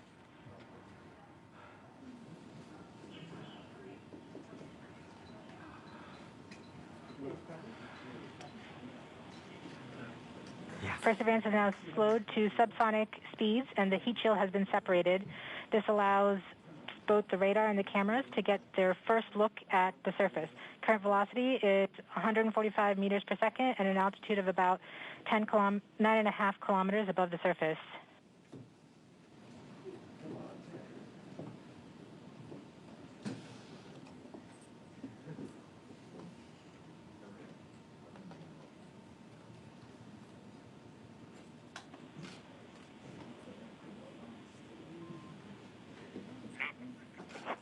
Yes, yes, yes. Perseverance now has radar lock on the ground. Current velocity is about 100 meters per second, 6.6 kilometers above the surface of Mars. Perseverance is continuing to descend on the parachute. We are coming up on the initialization of terrain relative navigation and subsequently the priming of the landing engines. Our current velocity is about 90 meters per second at an altitude of 4.2 kilometers. Almost there. We have confirmation that the lander vision system has produced a valid solution and part of terrain relative navigation. Yes. We have priming of the landing engines.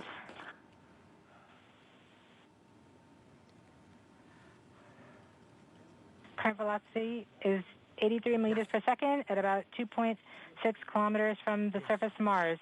We have confirmation that the back shell has separated. We are currently performing the divert maneuver. Current velocity is about 75 meters per second at an altitude of about a kilometer off the surface of Mars. TRN Safety Bravo. We have completed our terrain relative navigation. Current speed is about 30 meters per second, altitude of about 300 meters off the surface of Mars.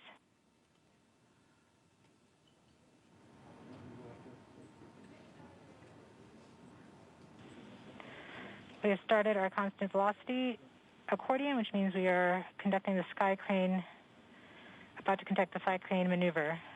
We've lost direct-to-Earth tones. As expected. As expected. Sky crane maneuver has started, about 20 meters off the surface.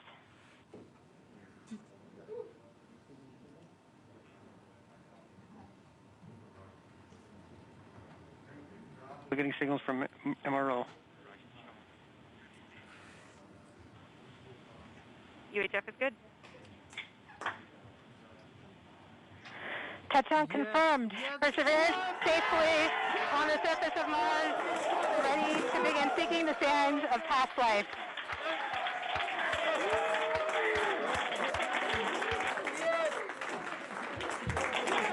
At this point, the descent stage has flown away to a safe distance.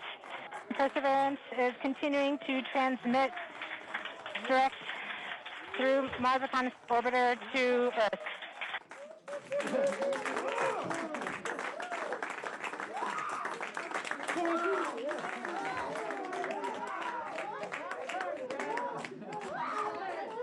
Oh my God.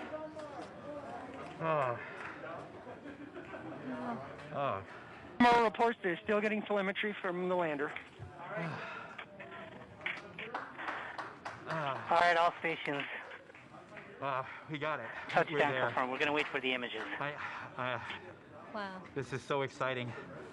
The team is beside themselves. It's so surreal. Stay tuned. We might get some pictures. That'd be great.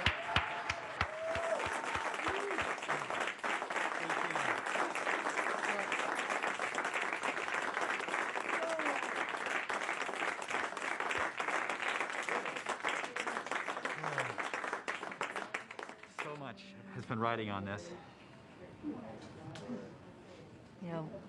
Yeah, we just heard the news that Perseverance is alive on the surface of Mars. It's not Flight, we have seen the completion of EDL 3000. Copy activity. That is as expected.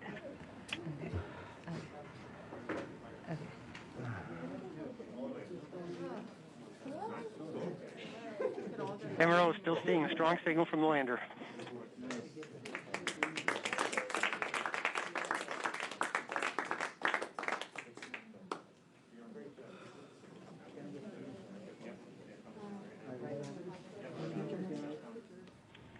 We have just heard the news that Perseverance is alive on the surface of Mars. Congratulations to the mission. And looks like we have some more news in. It looks like we're getting the first image. Here, take a look at the first image. Flight, this is OL3. I have the target point on the map when you are ready. We are ready, OL3. Go for it.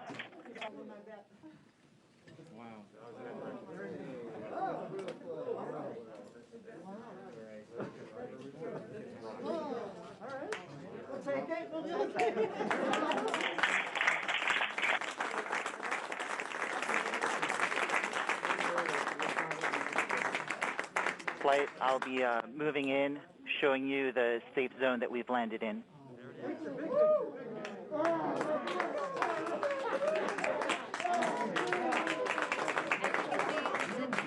Just put the first image from Perseverance on the surface of Mars. Now it comes from the engineering cameras known as the hazard camera. This camera is mainly used to help the rover drive safely around Mars, and we will get higher resolution photos later in the day. Look at that, right? You get the safe. Wow. Look at the orange. Nice. This is amazing. Here's Andrew.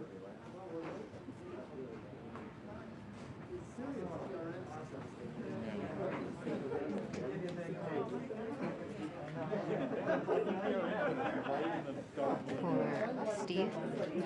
Stand by for Steve.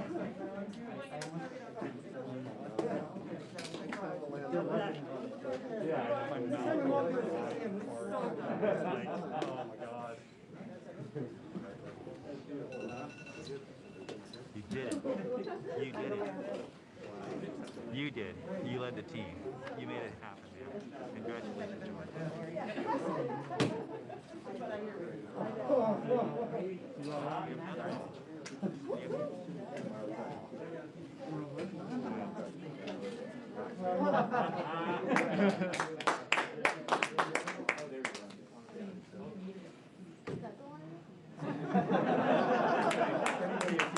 We just got our second image in. Our second image is in. Okay, well these we have a camera in the front and rear of the spacecraft. They're near the ground, so these are pretty close. So you can see the wheels there, and they're a little dirty because we've got glass covers over these cameras. But we took these seconds after landing, so there's still dust in the air from our landing event. So this is happening. This happened just seconds ago. Just arrived, and this is really amazing. And we even know where we landed. This is the most amazing thing. The vehicle has told us where it's landed because it figured it out. This is a sign. NASA works. NASA works. And when we put our arms together and our hands together and our brains together, we can succeed. This is what NASA does. This is what we can do as a country on all of the problems we have. We need to work together to do these kinds of things and make success happen.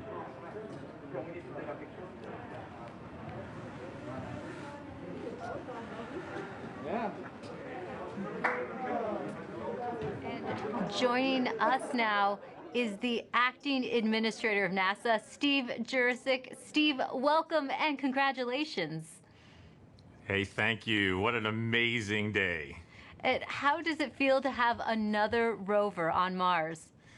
It's amazing to have Perseverance join Curiosity on Mars, and just a credit to the team. I mean, just what an amazing team to work through all the adversity that goes and all the challenges that go with landing a rover on Mars, plus the challenges of COVID, and just an amazing accomplishment.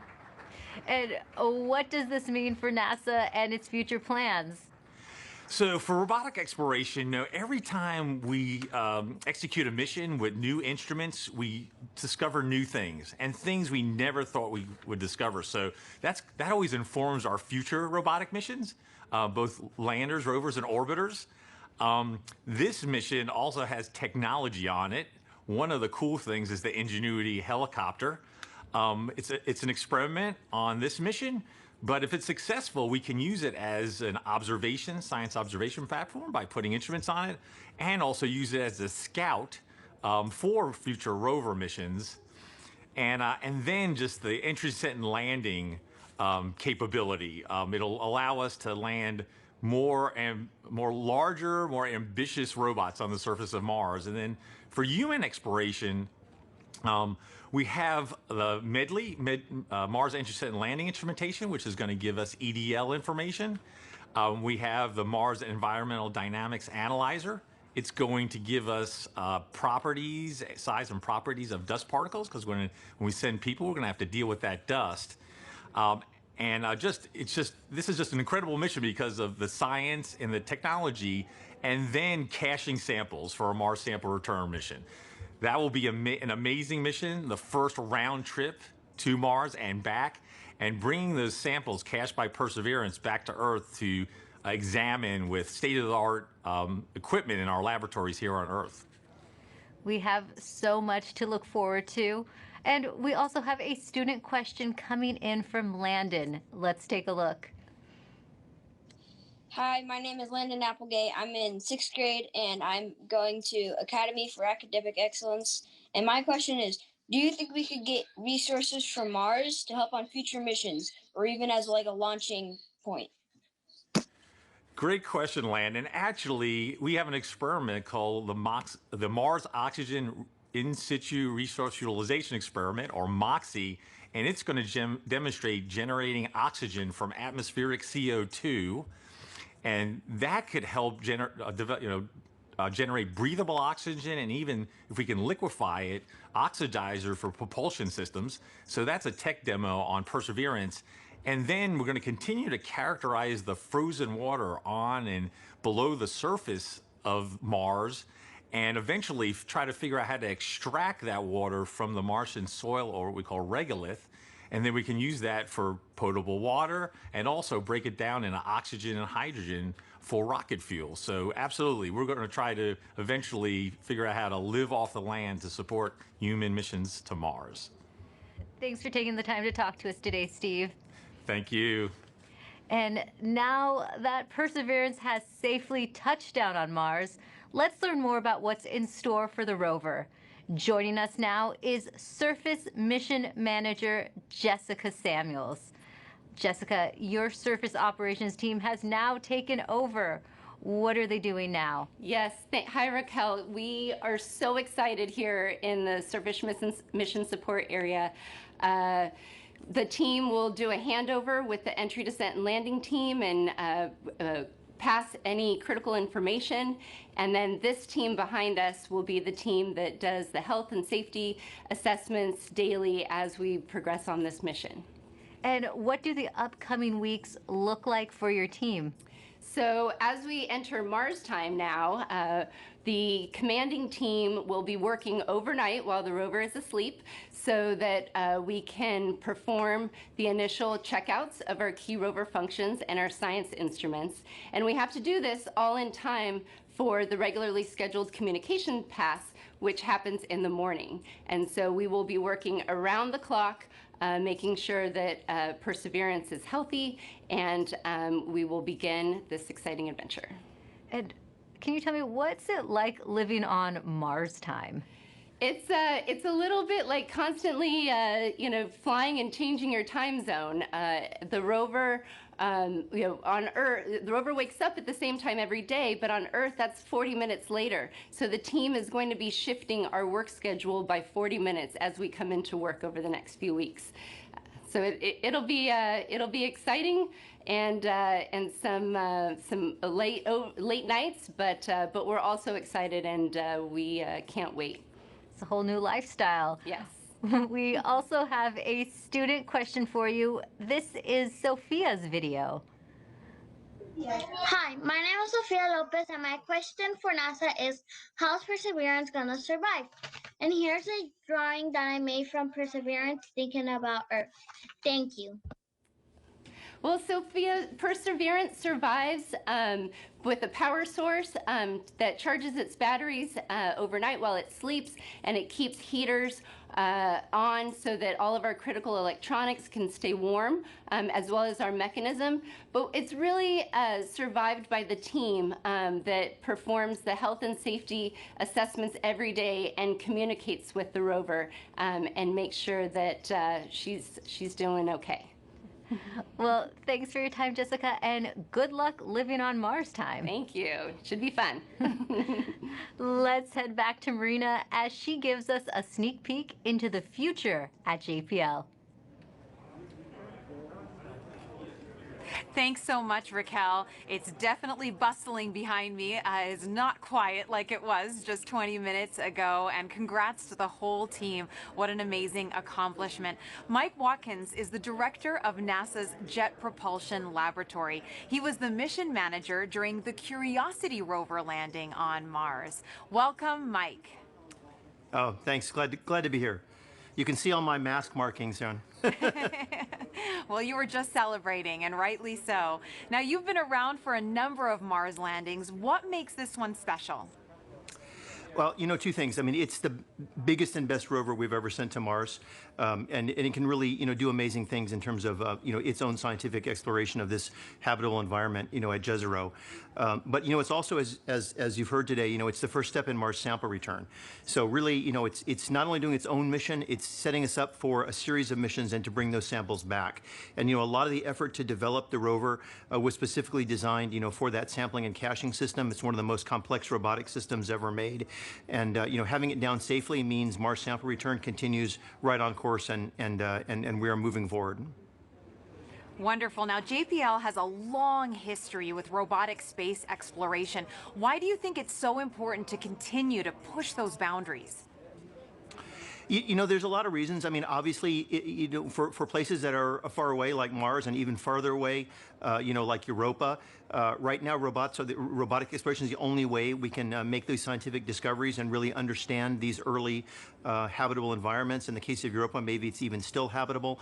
And, we're not ready to go there with astronauts yet, but the robots are ready to go there. And so we always, are forerunners and pathfinders of human exploration. And we start by sending, our eyes and arms there in the form of a robot.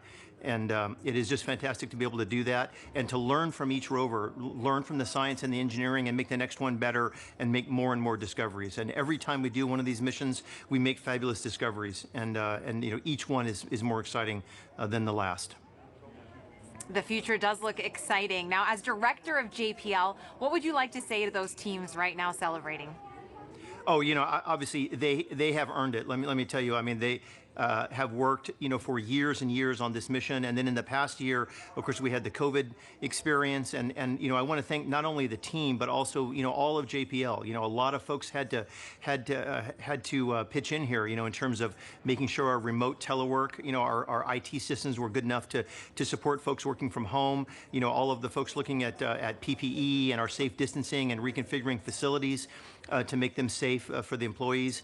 It's just an incredible amount of work by the entire lab, and of course, especially by this team. And and in one sense, the 7 minutes of terror are very exciting. But on the other hand, the mission's just started, right? We built the mission, not to land, but actually to drive and get the samples and do other technology, demonstrations. And so, for much of the team, this part of the mission's over. But for most of the team, the mission's really just starting. And so, I think they're very excited. But everybody, I think, can take a deep breath and a sigh of relief now that we are safely down on the surface. Yes, that collective sigh of relief, and I hear a lot of excitement and celebration behind me as well. So thanks so much for joining me, Mike. It's my pleasure, and thanks to everyone for joining us, too. Congrats again to the Mars 2020 Perseverance team for a successful landing. Back to you, Raquel.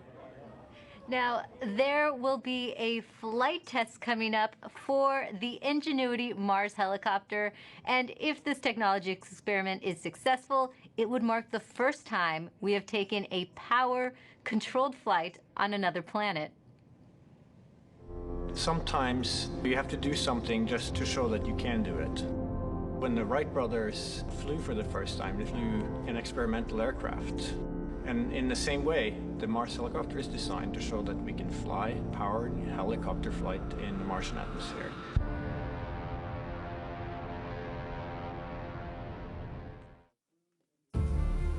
From day one, this was the unwavering dream of our team, to get our helicopter launched to Mars so that we can get the opportunity to do the very first rotorcraft flight test in the actual environment of Mars. It's extremely difficult to fly at Mars because the atmosphere is so thin. Compared to Earth, at Mars it's less than 1%. So the first and foremost challenge is to make a vehicle that's light enough to be lifted. And then the second is to generate lift. The rotor system has just been very fast. 2,000, 2,200, 2,400, 2,600. We're spinning between 2,000 and 3,000 revolutions per minute, and it takes a lot of energy. So it's that balance of a very light system, yet having enough energy that's needed to spin the rotor so fast to lift, and on top of it, having to design in the autonomy.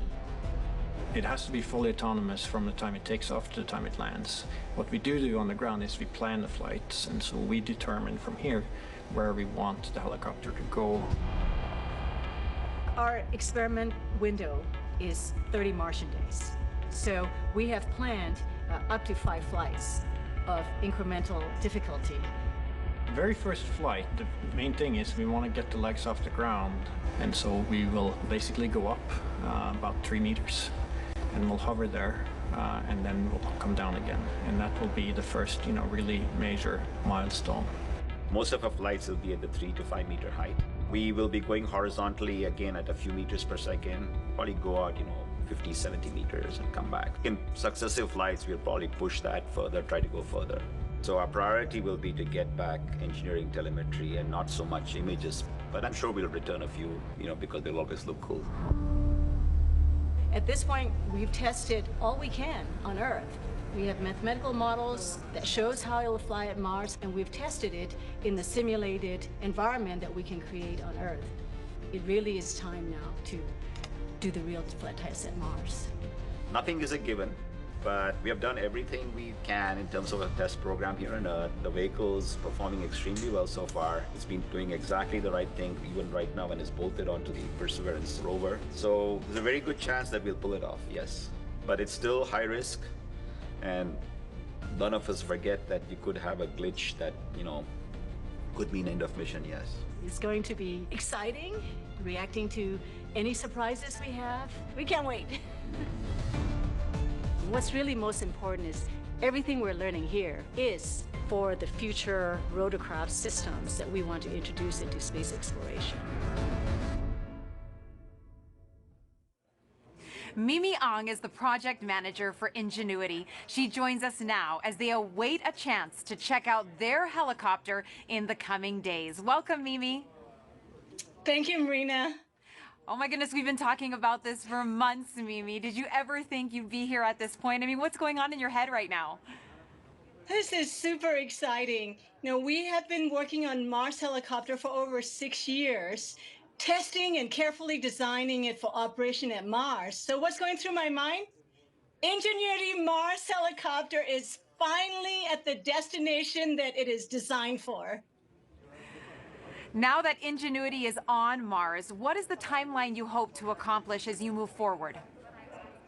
We have a series of major milestones between now and Ingenuity's first flight. So tomorrow we'll turn on the helicopter and its base station to confirm health after experiencing the dynamics through the EDL just now. And the next major milestone will be when the rover deploys the helicopter to the surface. And that marks the first moment that Ingenuity operates on its own in a standalone manner. And surviving that first cold, frigid night of Mars will be a major milestone.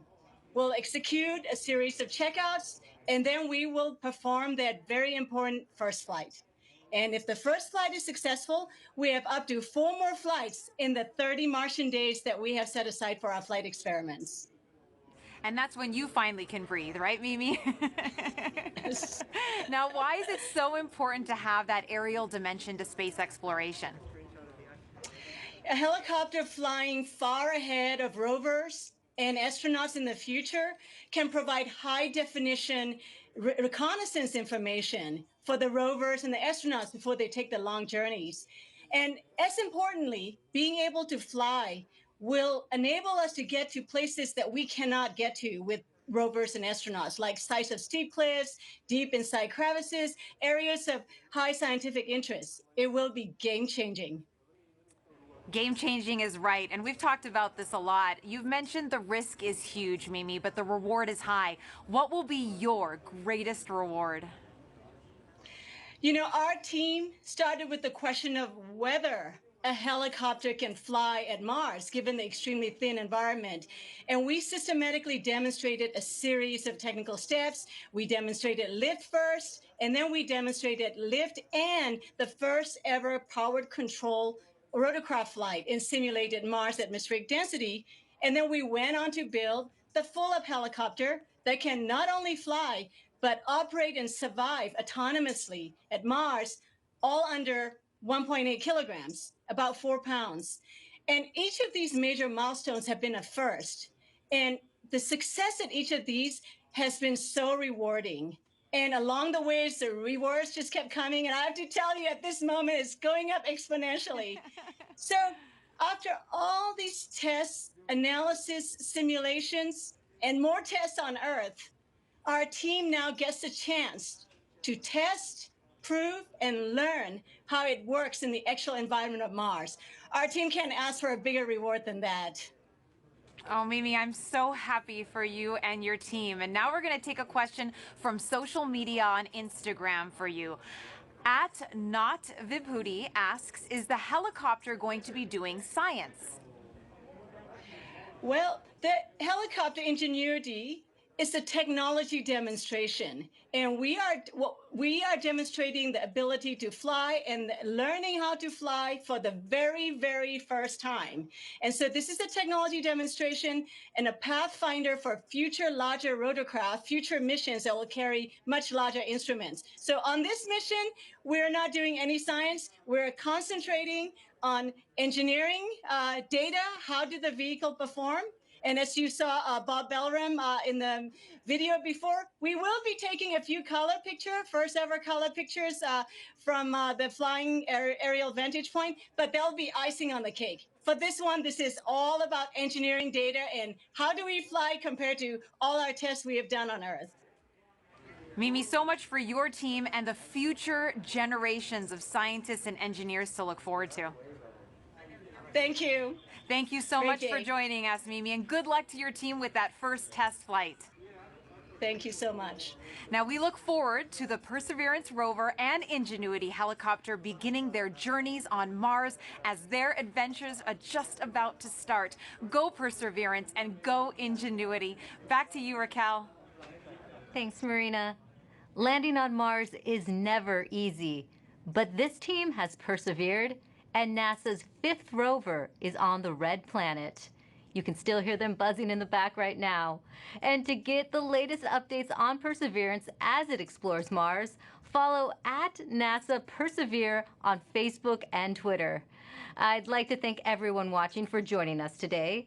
And to the students and teachers tuning in, we hope you learned a lot from today's landing, and thank you for all your questions. We have a news briefing coming up at 2:30 p.m. Pacific Time. That briefing will wrap up the day and include reactions from Perseverance team members.